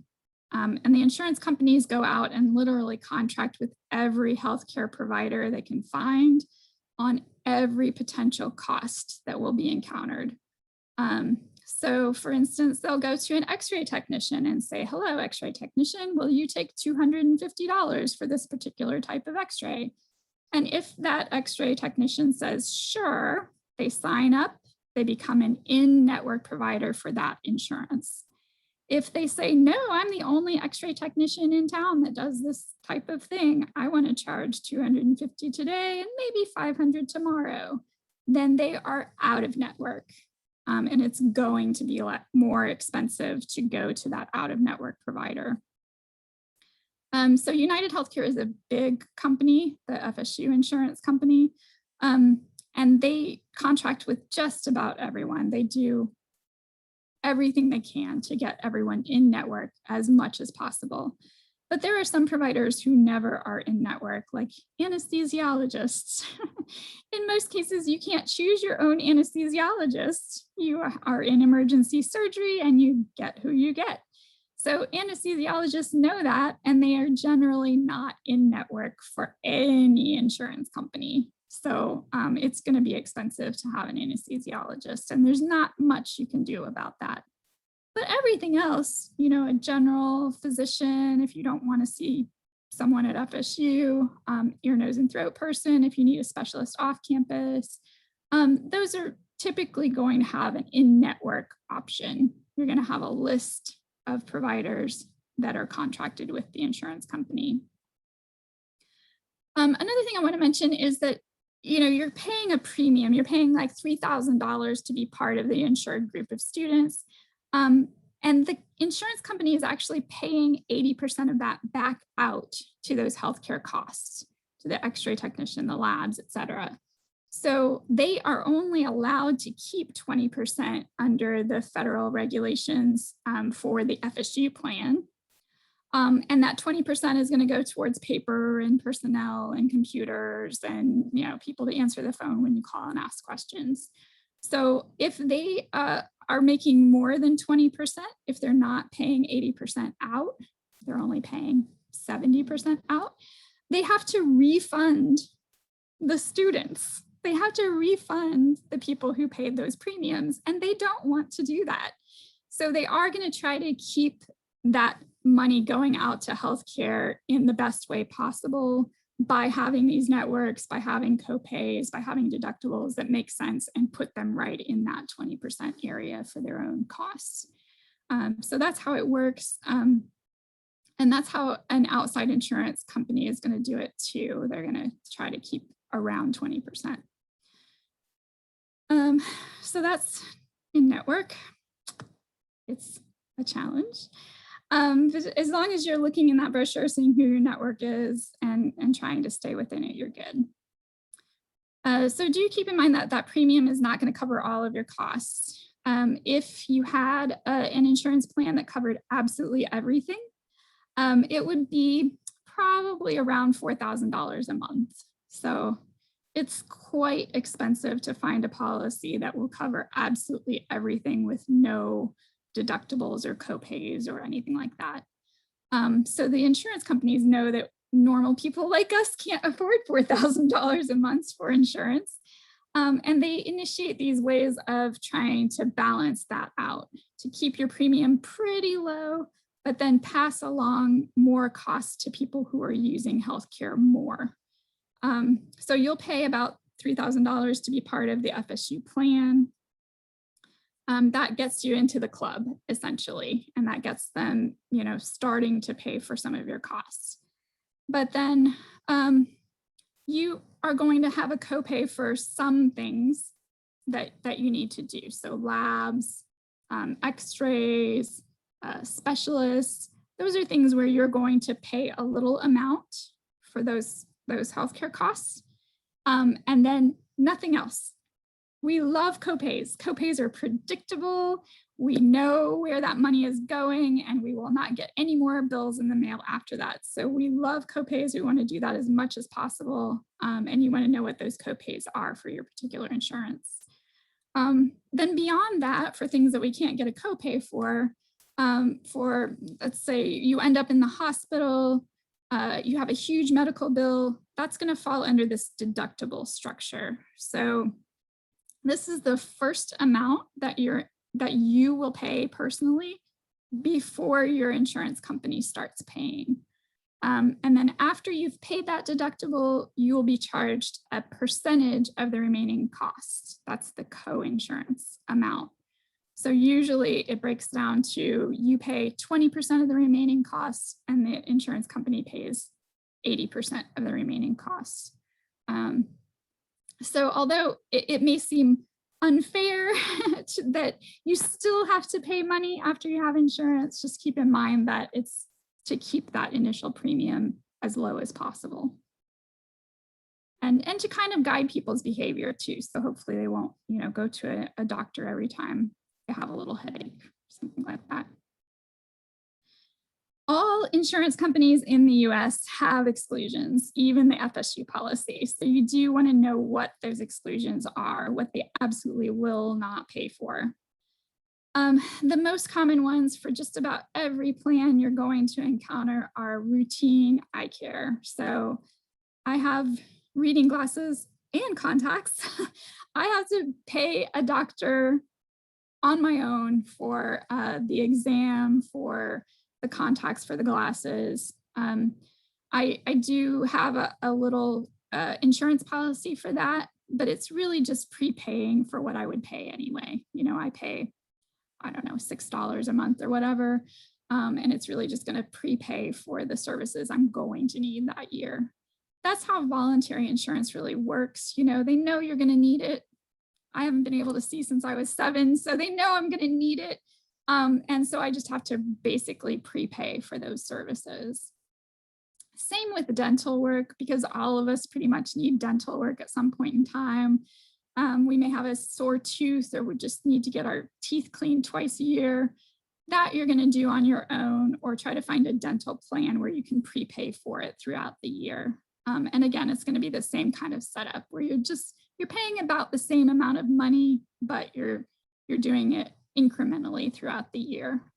And dental work can be very, very expensive. So if there's something you can put off until you can go back home and get it done, that may be a good idea in some cases. You're going to need a bridge or something like that. Maybe save that for going home. Car accidents are never covered by your health insurance. So keep that in mind. If you are in someone's car and they get in an accident, take a picture of that driver's insurance card, take a picture of the other driver's insurance card in case you need medical care later. Like you were fine, but then the next day you find that you can't move your neck or something. Those bills are going to go to the car insurance. And if you end up in the hospital or the urgent care with that neck pain and you say, here's my health insurance, they're going to ask you a series of questions. So is this part of a car accident? When you say yes, then that bill is going to be rejected by your health insurance, and they're going to want to know who is involved in that car accident and who's responsible for paying. So that's why you want to go ahead and get a picture of those insurance cards as soon as any accident happens. If you're bumped by a car crossing the street, walking, or riding your bike, get the insurance card information. Work injuries. So if you're on campus and you're working for chemistry and you get a chemical burn on your hand, that again is not covered by your health insurance. That will be covered by FSU's workers' comp insurance. So it's very, very, very important to go through any procedures your department has for reporting that incident and getting it treated by an appropriate doctor and having that bill go to our workers' comp insurance, not your health insurance. Same type of deal. If you end up at a physician's office getting treated, they will ask you, is this part of a work accident? And it would be denied by your health insurance. So very, very important to keep that in mind. Some things you want to look out for low cost insurance plans. They're low cost because there are things they don't cover. That's the only way they can be low cost. So, I told you that breakdown, they have to pay 80% out to healthcare costs. Well, if the healthcare costs under their plan are exactly the same as the FSU plan, they have to figure out different ways of reducing those costs. So it's not, malicious. They're not saying, oh, we just don't like people who drink alcohol or whatever, or ride scooters. They're just saying, those are expensive incidents and we can't afford to cover it on the premiums that we're bringing in. So one very, very, very big thing that they do is say no pre-existing conditions. So if you have an injury or an illness that occurred while you were at home, before you got here, before your insurance started, those low-cost plans will not cover any follow-up care. The worst example I've ever seen is we had a scholar who was having stomach pains, and he went to a doctor who said, oh, you've had a tumor growing in your gut for probably 5 years. This guy had no idea, had never been treated for it before, had never had any symptoms of it before, but all of a sudden that's a pre-existing condition that the insurance company would not pay. They would not pay any of it. So it's something to keep in mind. You may think, oh, I'm perfectly healthy. Nothing bad has happened to me. I'm good. I don't have diabetes. I don't have a seizure disorder. But the insurance plans can come up with creative ways of interpreting pre-existing conditions. So you do want to be aware of that. Hospital visits for non-emergencies. So everyone wants to try to keep you out of the hospital because it's extremely expensive to pay for those treatments. So what these low-cost plans will do is say, hey, if you went to the hospital for, a minor cold or, a broken finger, we don't cover it. We don't cover any of it. So something to keep in mind. I mean, if you're really careful and you always go to urgent care, then maybe you'll avoid that, but it's one of the ways they get around paying. Injuries from any sports. You're playing soccer in the backyard with your friends or your children, and you sprain your ankle, you break your ankle. A lot of these low-cost plans will not cover any treatment for that at all, unfortunately. So something to keep in mind. They also do limit a lot of other activities that are common in Florida, like water skiing, parasailing, going into caves, like all sorts of things that are fun to do that people will be doing once all of this has ended, or, outdoor activities right now. So be sure you know what those exclusions are. And a couple of other big ones, injuries or illnesses while consuming alcohol. So this could mean an hour ago, I had a glass of wine and then I broke my ankle, just tripped and broke my ankle.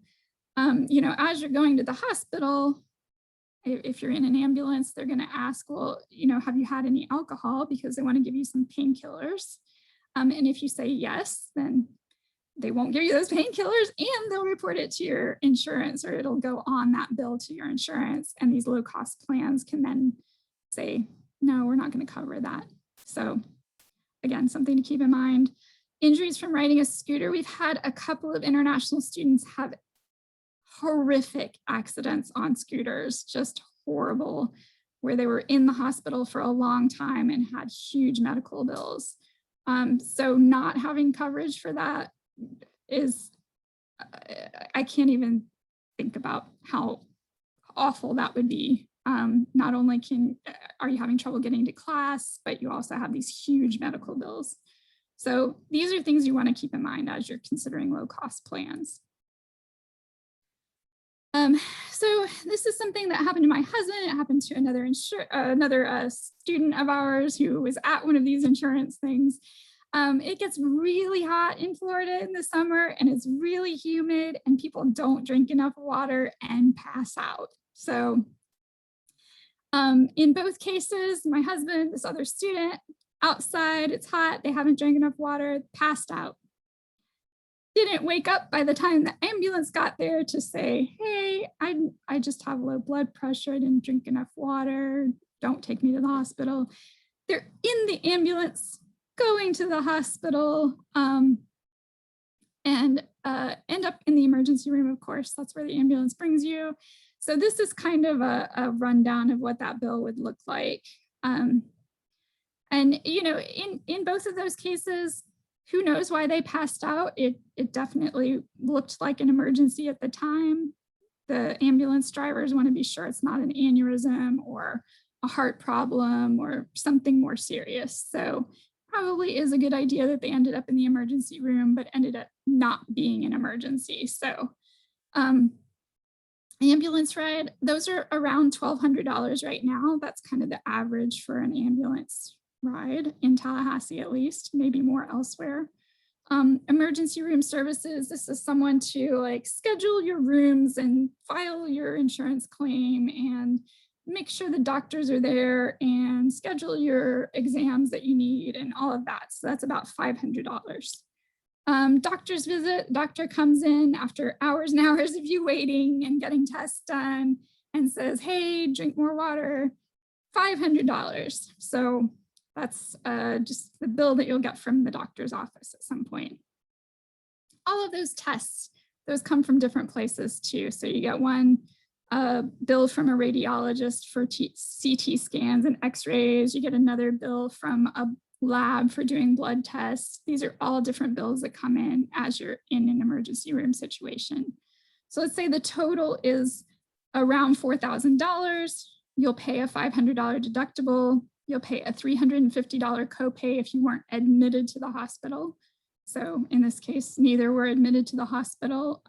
So they do have that copay. And then 20% of the remaining costs. So you pay about a third of the bill, not a mathematician. So even though you had insurance, you are going to pay an amount of that bill. So just keep that in mind. And this is again an example of why you don't want to go to the emergency room for just a sniffly nose or upset stomach or a broken finger or something like that. You're going to pay at least $1,000 regardless. They're assuming that you're coming in for something life-threatening, and so they give you the best, most expensive care. If that were to happen in California and you were taken to an out-of-network hospital, because you don't know who your network hospitals are in California, you would pay a $1,000 deductible, a $350 copay again, and 30% of the remaining costs. So that's going to be more than half of that bill. So that's an example of in-network versus out-of-network. And this is assuming that all of those bills from all of those different places are going to be roughly the same. They may be more because there's not a negotiated rate with the insurance company. So you could pay significantly more than the in-network option. Some real world expensive real world examples we've had with our students is we had an undergrad who fell and broke her arm on the way to class. She ended up having physical therapy and almost surgery, physical therapy for 6 months, almost surgery, and her bill was over $20,000.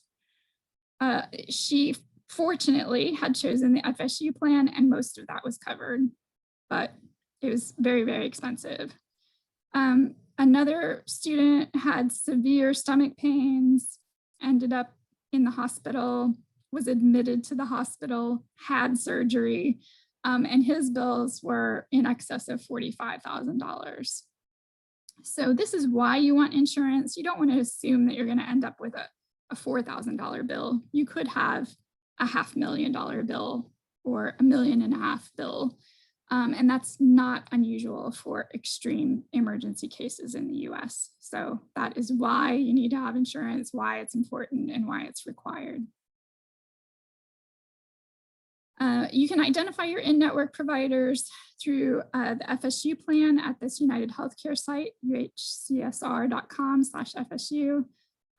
There will be a little icon for looking for providers, and then from there you can dial down what particular provider you need.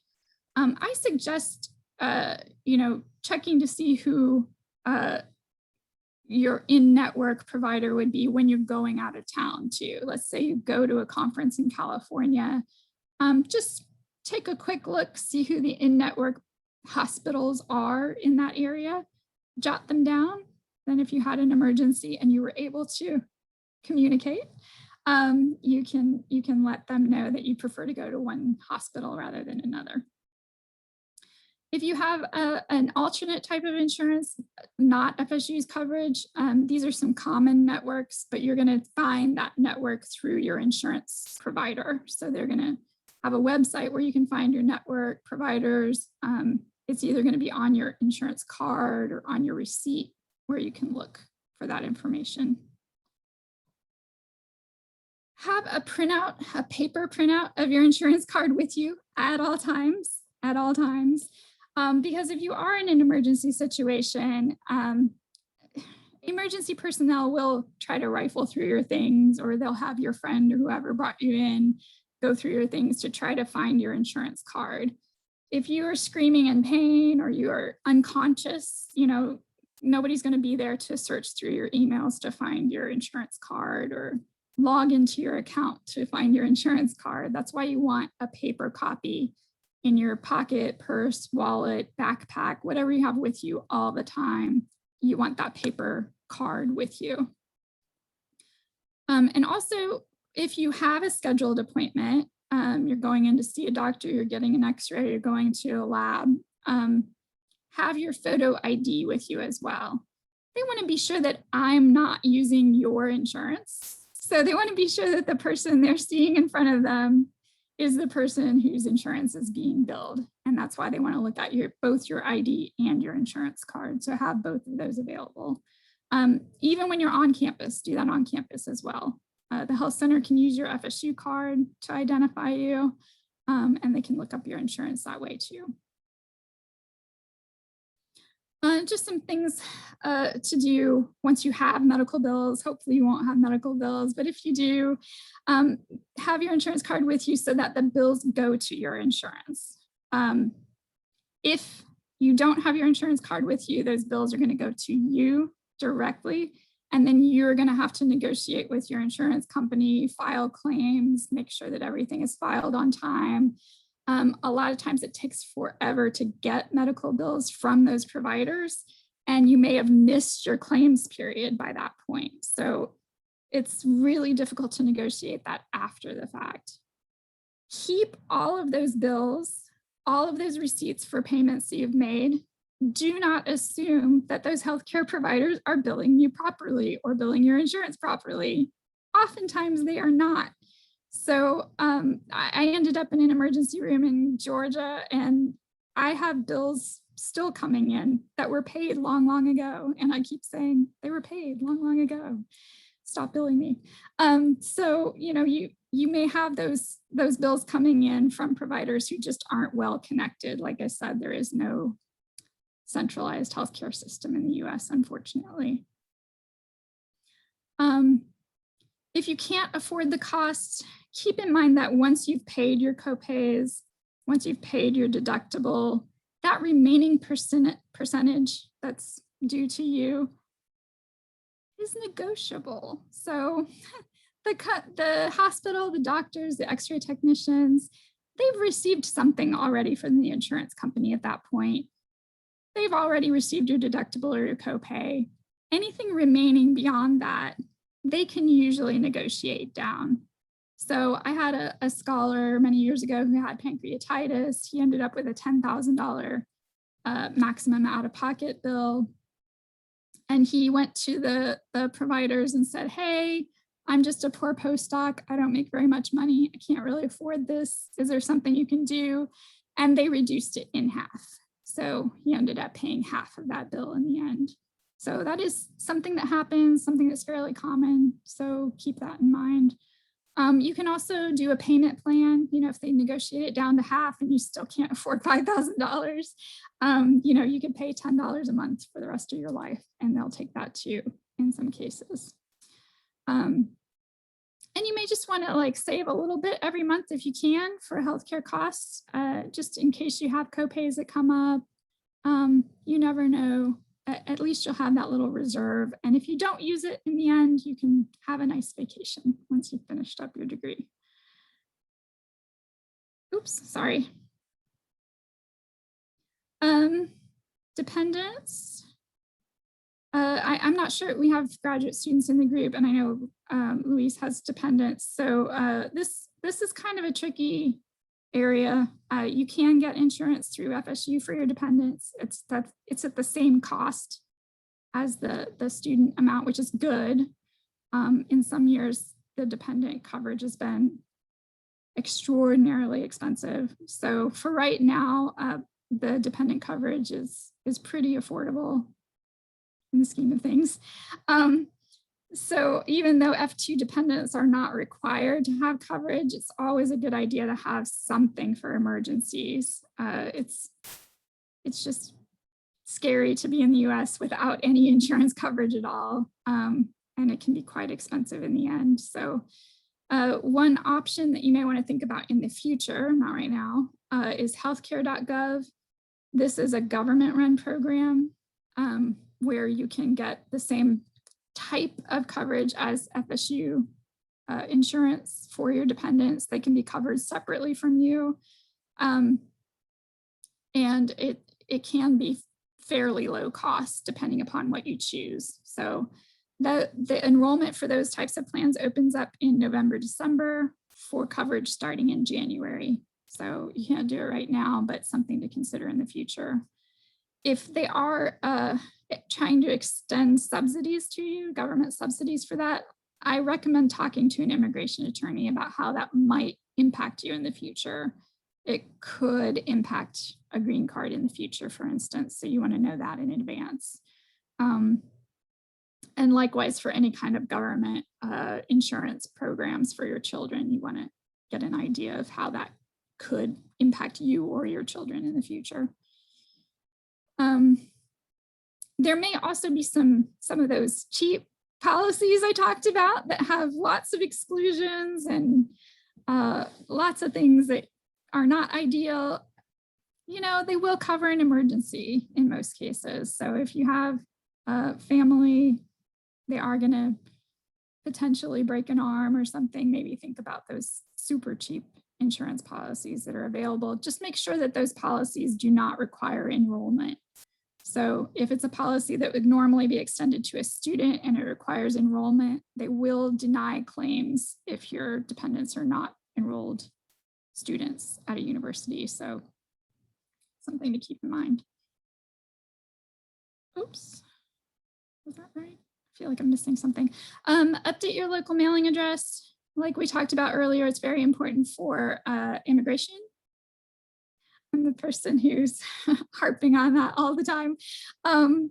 but it is very important for immigration purposes, but it's also important for emergency purposes. One, if you want your insurance card mailed to you, like a nice version of your FSU insurance card mailed to you, they're going to use that address that's in my.fsu.edu for that mailing. And once or twice a year, we have family members or friends who contact the university and say, hey, we haven't heard from our family member or friend for a while. He hasn't been to class. We're a little worried about him or her. And FSU police actually will go and knock on your door and say, hey, are you doing okay? Do you need anything? Are you alive and well? Your family hasn't heard from you.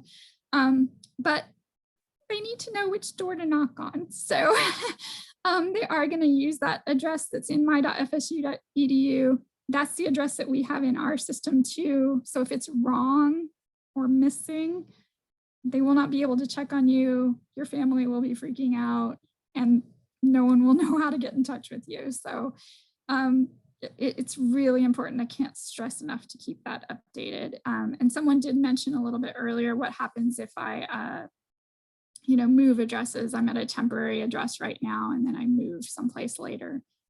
Update that with each move. So you're going to be in a hotel for a couple of weeks. Go ahead and put that address in right now, and then 2 weeks later, you can put your next address in. And if in 2 months you're at a different address, put that address in. Just go ahead and keep that updated as you go. We have to have that to validate your immigration record as well. So it is really important to do it as soon as possible. Oh, I did miss a screen. Sorry. Hold on. Let me go back a little bit. I missed 2 screens. So this is what everyone wants to know, and I almost skipped it. Sorry about that. So if you have not already done so, go ahead and enroll in your summer insurance coverage at studentinsurance.fsu.edu. You need to enroll in insurance coverage in order to lift the registration hold on your account. If you have already bought some other type of insurance that does meet the state regulations, and that's very important, it must meet the state regulations, you can instead put in a waiver. And that waiver will ask for that policy information, your policy number, policy dates, the type of insurance policy it is, and it'll say, does it meet all of these requirements? So be sure you have that policy in place if you're choosing some alternate coverage before you do the waiver. You're going to need that. But if you do decide to go ahead and purchase the FSU policy, that amount just goes onto your bill.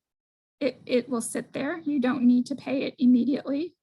But it does remove the hold from your account. So you can have that, however much it is for the summer sitting on your account. And then before you enroll for your fall classes, you'll need to have that amount paid off. If you're arriving anytime during the summer semester, anytime, you will have to have insurance. Insurance is a requirement for international students according to a state regulation, and it's required for domestic students and all others according to a university policy. So everyone who's enrolled at FSU has to have insurance. There's not a way to get out of that in most cases. And it's not dependent on where you're located. So if you're a transfer student and you're in Colorado for the summer, you still have to have insurance. It's related to your enrollment, not your location. So like I said, anyone who is not receiving an assistantship will need to pay for that summer coverage before you can enroll for the fall classes. But if you do have an assistantship, that assistantship comes with a subsidy. So it's just automatic. You get a subsidy associated with an assistantship. I say it's not automatic. It's not automatic that it's put onto your account. So there is a procedure. You will get an email saying, hey, do you want the subsidy for insurance? And obviously say, yes, I would like the subsidy for insurance. And then that puts information onto your account that will prompt the student business office to take the hold off of your registration for fall. So it's kind of a little bit of a procedure. And then eventually you will start having an amount taken out of your paycheck for your assistantship for the remaining part of insurance. So you don't pay anything if you're a graduate assistant, if you have a graduate assistantship. You know who you are if you have a graduate assistantship. And so don't go in there and pay your insurance. Leave it out there, leave it on your account. Then the subsidy applies and the remaining amount comes out of your paychecks. And if you have any questions about it, this is all managed by the graduate school. They have people there who can work you through it for the summer. This is a fall example down here below. So they can give you more precise dates for summer and when all of that occurs. If you are still having problems enrolling for fall in a couple of weeks, talk to the graduate school, make sure that everything is as it should be. Summer's a little weird for a start date for graduate students. So things aren't quite as structured as they may be in fall, for instance. So grad school can help with that. We talked about dependents. We talked about updating your address, COVID-related info. We all kind of have our little COVID bit right here, but I think someone had asked in the chat about whether or not you needed to have a COVID test. Yeah, that's required for travel, but if you're living on campus, check with housing. In the past, housing has required a COVID test before you move in, a negative COVID test before you move in. Or they'll put you in a special hall for COVID positive people. So check with them. Again, summer's a little bit different. So they didn't really have any information posted when I looked last. I would just contact them directly if you're on campus. Testing is offered nearly every day at the Civic Center. You do have to register in advance and you need to bring a photo ID with you. But there are also testing sites in the community as well. So you can go to FAMU pretty much any day of the week, Monday through Saturday, I think. And they can test you right there on the spot and get your result right back to you. So that's an option as well. And COVID vaccines are available through FSU for students and through pharmacies throughout Tallahassee for free. If you don't have insurance that will cover it, if you don't have the FSU insurance, just mark that you don't have insurance and the state will pay for it. So everyone should be able to get a COVID vaccine for free.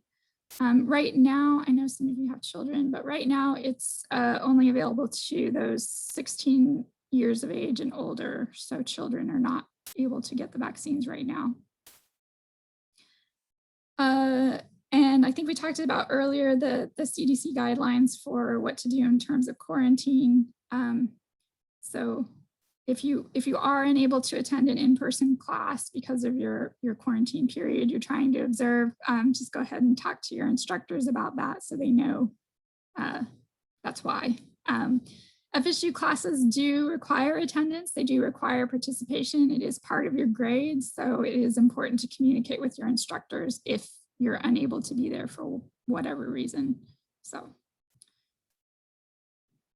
next, I'll hand it over to Quinn. I think this is our last section, living in Tallahassee. We're ending on a high note, on a fun note, and Quinn is good at that. So I'll hand it over.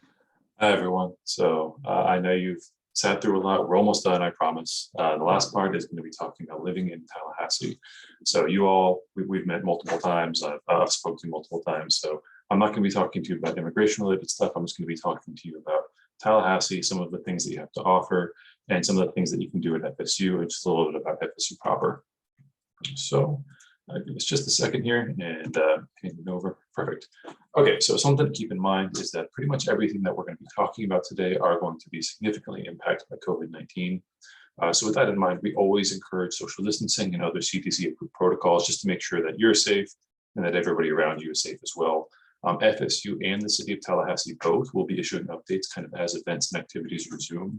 So we do recommend that you just kind of monitor things on your end and just kind of make sure that everything is kind of up to date and just that you know like what to expect when you do go to some of these events. And this presentation only shows kind of like a little sliver of what Tallahassee has to offer.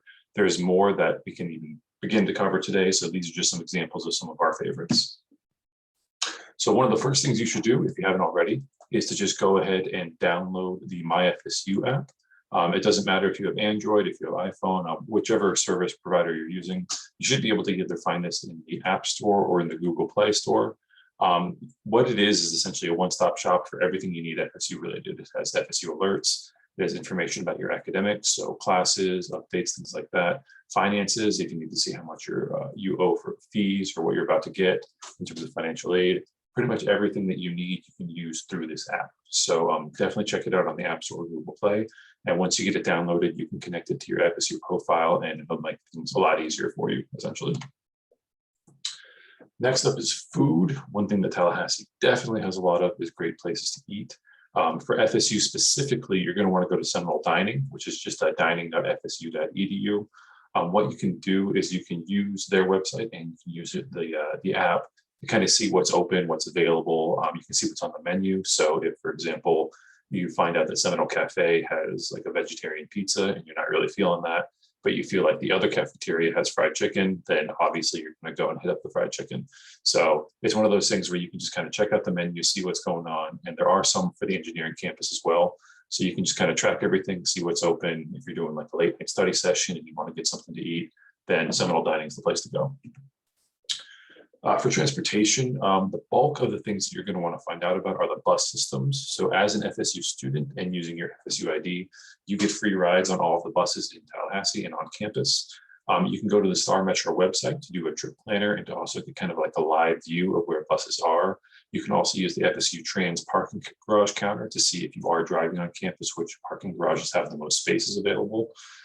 If you go to transportation.fsu.edu, it kind of has a rundown of everything. It shows you the bus routes, it shows you the schedule. There's main hubs on campus. So for the most part, if you need to catch a bus and you're near the stadium, if you're near the center of campus, if you're near the fountains, you have like a main location that you can hop on, get on a bus, and you're going to end up pretty much wherever you need to go. And one thing to keep in mind is that if you are living on campus or if you're living on any of the major apartment complexes, chances are you're next to a bus stop. So we definitely recommend that you get to take a look at Star Metro and kind of figure out what the bus routes are going to be for you. For parking, if you are going to have a car, then you definitely need to go and get your free virtual parking pass. It used to be this little sticker that would be on your car. So you could tell when an older student was there because they'd have like 9 stickers on the side of their windshield. Luckily, things are a little bit easier now. It's all virtual. So definitely go to transportation.fsu.edu, get your parking pass and get that set up for your car. If you are going to be parking on campus, you essentially need to pay attention to 2 colors, red and white. White parking spaces are student parking spots. So if you're going to park in one of those spots, you do need that virtual parking pass. A red parking spot is a faculty or staff parking space, and you can only park there after a certain time. Usually it's 4:30. For some of the other parking lots, it's 5:30. So just keep an eye on those and just make sure you don't park in the wrong spot. If you do get a parking ticket, it's actually going to be a fine that prevents you from signing up for classes. So if you do get a parking ticket, make sure you pay it off right away because it will be something that prevents you from registering for classes if you do have some sort of fee on your account. And if you're going to have a motorcycle, then you have your own parking spots. Those are usually the green spaces on campus. If you do require, for any reason, a disabled parking permit or a handicap sticker, that is also something that you can speak with transportation about. So just go and talk to them, let them know what your circumstances are, and they'll be able to take care of you. And then finally, for bikes, we do recommend that if you can, you get a bike. It's an awesome way to enjoy Tallahassee, but do not attach anything other than a bike to a bike rack or it will be taken away by FSU PD. So that's just something to keep in mind. So something that should definitely be a priority if you haven't already done so is opening up a US bank account. So we just include some examples here. These are the so-called big 3. So Bank of America, Wells Fargo, and SunTrust. By no means do you have to sign up for one of these banks, but since you are international students, we tend to recommend that you use the bigger banks since they tend to have the infrastructure in place to help you out. If you go to like a so-called mom and pop credit union, they may not have experience with international students, so they may not be kind of aware of what your needs are. If you do go to a bank, make sure that you take 2 forms of ID, including your passport and any immigration documents, and make sure you bring an initial amount to deposit just so that you can start setting up an account right away. Make sure you ask them about fees, so any ATM fees, monthly transfer fees, setting up a new account, things like that. Make sure you kind of shop around a little bit. Due to COVID, we do recommend you actually contact these banks ahead of time to make an appointment. Bank of America in particular is usually pretty strict on that. It's not to say that you can't walk in and make an appointment, but it might be better for you if you call them ahead of time. So that's just something to keep in mind. And one thing to remember is that you should not use your FSU IMPLID. That's that 8-digit number that was assigned to you by FSU. That means literally nothing to anybody outside of FSU. So if you walk into a bank account with your IMPLID, they're going to have no idea what you're talking about. So just kind of keep that in mind, that you want to stick to things that are not FSU related when it comes to opening up your bank. Now, some things that FSU absolutely has and Tallahassee has is a lot of things to do outdoors. You can do an outdoor pursuits trip through FSU Campus Rec. This is anything from going on kayaking trips to ski trips up north, some of the trail hikes here in Tally. There's a lot of places you can go for a pretty small fee. You get transportation and a gear, and you get a guide to help you out. So if that's something you're interested in, you can just go to the outdoors section of Campus Rec. There's a ton of great trails to walk in Tallahassee. There's a website called Trailahassee.com that you can use. And honestly, if you just type in hikes Tallahassee, you'll see some of the parks that we have. They're really great. They're really awesome. And they're usually pretty clean and lots of cool stuff to see. If you are interested in getting a bike, you can join the Recycle Bike program at FSU. They do have a Facebook page, but if you just type in FSU Recycle, you'll see the bike program. It's a way for you to get a cheap bike. You just take care of it, maintain it. You don't have to pay full price for it, and then you return it when you're done. So again, it's kind of like a library, but for bikes. So it's pretty fun, and it's a way for you to kind of keep up with the outdoors. And then just as an example of some of the cool things you can do, you can take a sailing course at the Res. We'll talk about the FSU Res here in just a minute. But just this kind of shows you some of the opportunities and activities that are available to you as students. And as students, a lot of this stuff is free. So you should definitely take advantage of it while you can. This is my personal favorite place to go in Tallahassee. It's my wife and I's favorite greenway. It's our favorite park. It's called the Alfred Greenway. Everybody just calls it the Greenway. It's a combination of a park and a hiking trail that goes around Lake Lafayette. The lake itself is pretty common for fishing, kayaking, and boating. So if you just want to go out and hang out on the water, you're good to go. But generally speaking, though, it's just an amazing place to go hiking, walk your dog, hang out with people. It's not nearly as popular as some of the other parks. So most people stick to like Tom Brown or Cascades parks, which are awesome, but they tend to get a bit crowded. Whereas the Greenway, for some reason, nobody really goes out there, and it's pretty close to Tally, and it's a really awesome place to walk. So I definitely recommend that if you are somebody that likes to do the great outdoors, this is one of the first places you should start. The trail itself is pretty easy. It's less than 4 miles. It's not very vertical, and it does connect to Tom Brown. But again, it's just one of those places that if you get a chance, you should definitely check out while you're here. And something you absolutely need to do if you're going to be in Florida for any amount of time is tubing. It's exactly what it sounds like. It's a very quintessential American thing to do. You get in a little mini boat, you get some beverages and some food, and then you float in the boat for about 4 hours. And that's about it. It sounds not as exciting, but it's actually pretty amazing, especially if you have just some music and some friends to share the time with. The Itchnatucknee in particular is a pretty great place to go because it is a spring-fed water system, which means that the water is always 72 degrees year round. Now during winter, that's not exactly, ideal, but when it's a 95-degree summer and it's very humid out, having 72-degree water is absolutely amazing. So it's great for families, great for a group of friends. It's cheap. Usually it's like maybe 20 or 30 bucks to rent a tube, and it's really, really fun. So I can't recommend it enough, especially during summer. It's incredibly relaxing, and it's just a great thing to do in Florida. As an FSU student, one of the best things you have access to is the Res. It's called the FSU Reservation. Nobody actually calls it that. It's just called the Res. It's this massive outdoor lakefront property. It's kind of the closest thing Tallahassee has to a real beach. If you are looking to go to a beach, it's like an hour and a half to Alligator Point, which is an okay beach. But if you want to get to a really great beach, you have to drive about 2.5 hours. So this is a great place to go in the meantime. It's only about 20 minutes away from campus. It's free to FSU students. It has everything from canoeing and kayaking to volleyball and disc golf. Everything's free for students. You may have to sign up for some things ahead of time, and it's all organized year round by FSU Campus Recreation. It should be open both this summer and this fall, but you should check the Campus Rec website ahead of time, just in case there are any attendance restrictions, just in case they do require that a certain amount of people be there, or that you have to sign up ahead of time. But definitely just check out the Res. Again, if you just Google like the Res FSU, you'll get to see all the activities that are available. And then just a quick note about FSU athletics. So a lot of students, when they arrive, they're kind of confused by how college athletics works in the United States, which is understandable. There's over 400 universities in the United States, and all of them try to participate in some form of sports. So within our area, FSU is classified as a Division I program. So among college sports, this essentially means that this is the highest level of competition at the collegiate level. So it's just below professional in terms of the quality that you're receiving. We are within the Atlantic Coast Conference, which is considered one of the so-called Power Five conferences. So again, this means that we're in a high-level conference in a high-level division, and this means that we're most often playing against other teams within our own conference, so within the ACC. All athletic events are free for students. You do need your FSU ID, but other than that, they will be free unless there are certain championship situations, which means you'll have to pay to get into those. And generally speaking, we're pretty good at sports. So there are going to be championship situations, which you should get a chance to go and see. We're still trying to determine what the impact of COVID-19 will be on the upcoming athletic seasons. It's a safe bet right now to assume that sporting events are going to be restricted. And you should check out the FSU Athletics websites for more info, just because if you do want to go out to like one of our really good football games, or if you want to go and see like our women's volleyball team or our soccer team defend their national championship, that's awesome. Check it out, but just kind of be aware that there may be some restrictions in place. And then these are just some examples of our teams. So our women's softball team just won a national championship. Our basketball team was, in my opinion, going to win the national championship last year. Our FSU baseball team is consistently good, one of the winningest programs in the history of the country. Our basketball team is also, like I said, amazing. Our women's basketball team as well. Our women's soccer team just won their second national championship. Our football team's doing a little rough, but they're on the up and up. And honestly, we just won a national championship a few years ago, so we're still recovering from that. So the short of it is that we have a lot of great teams, and you should try to go out and see as many of them as you can.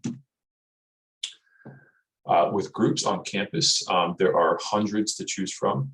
So the chances are, if there's something fun that you do want to do on campus, there's probably already an organized group doing it that you can join.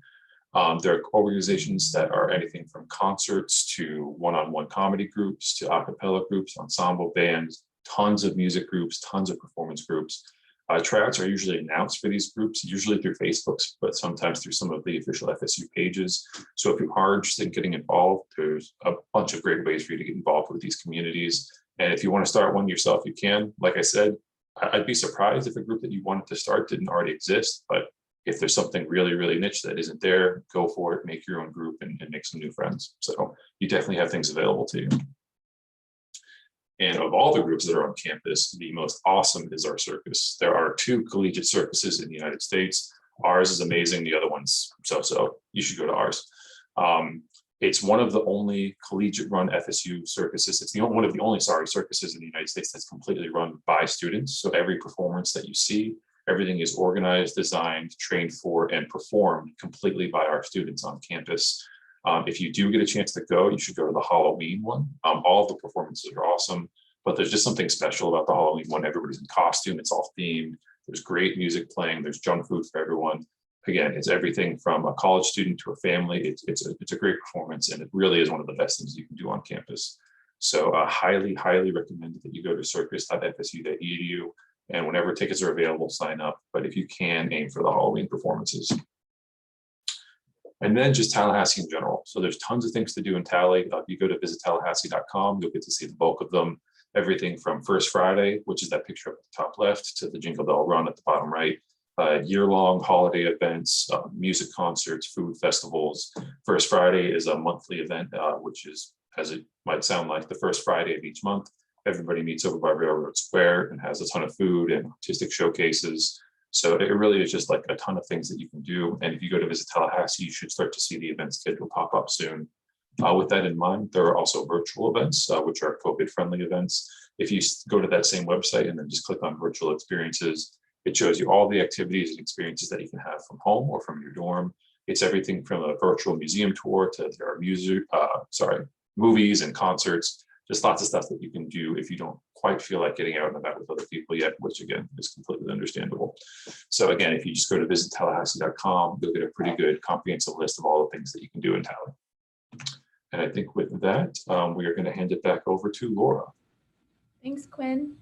All right, so we have officially reached the end of orientation.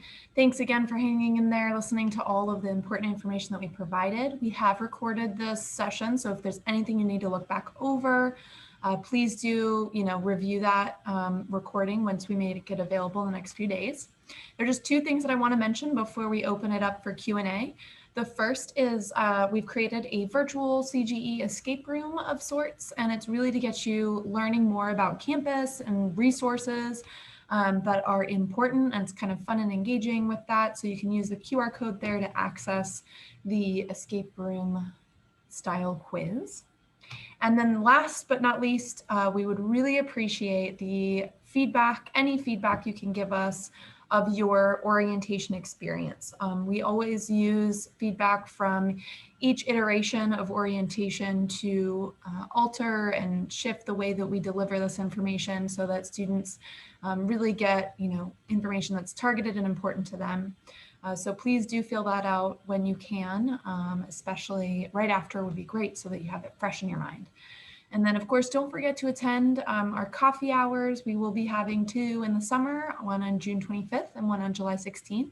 More information will be coming your way. So we hope to see you there because it'll be a great opportunity to meet and greet with you all. And with that, I'm going to go ahead and stop screen sharing. I'll go ahead and stop the recording.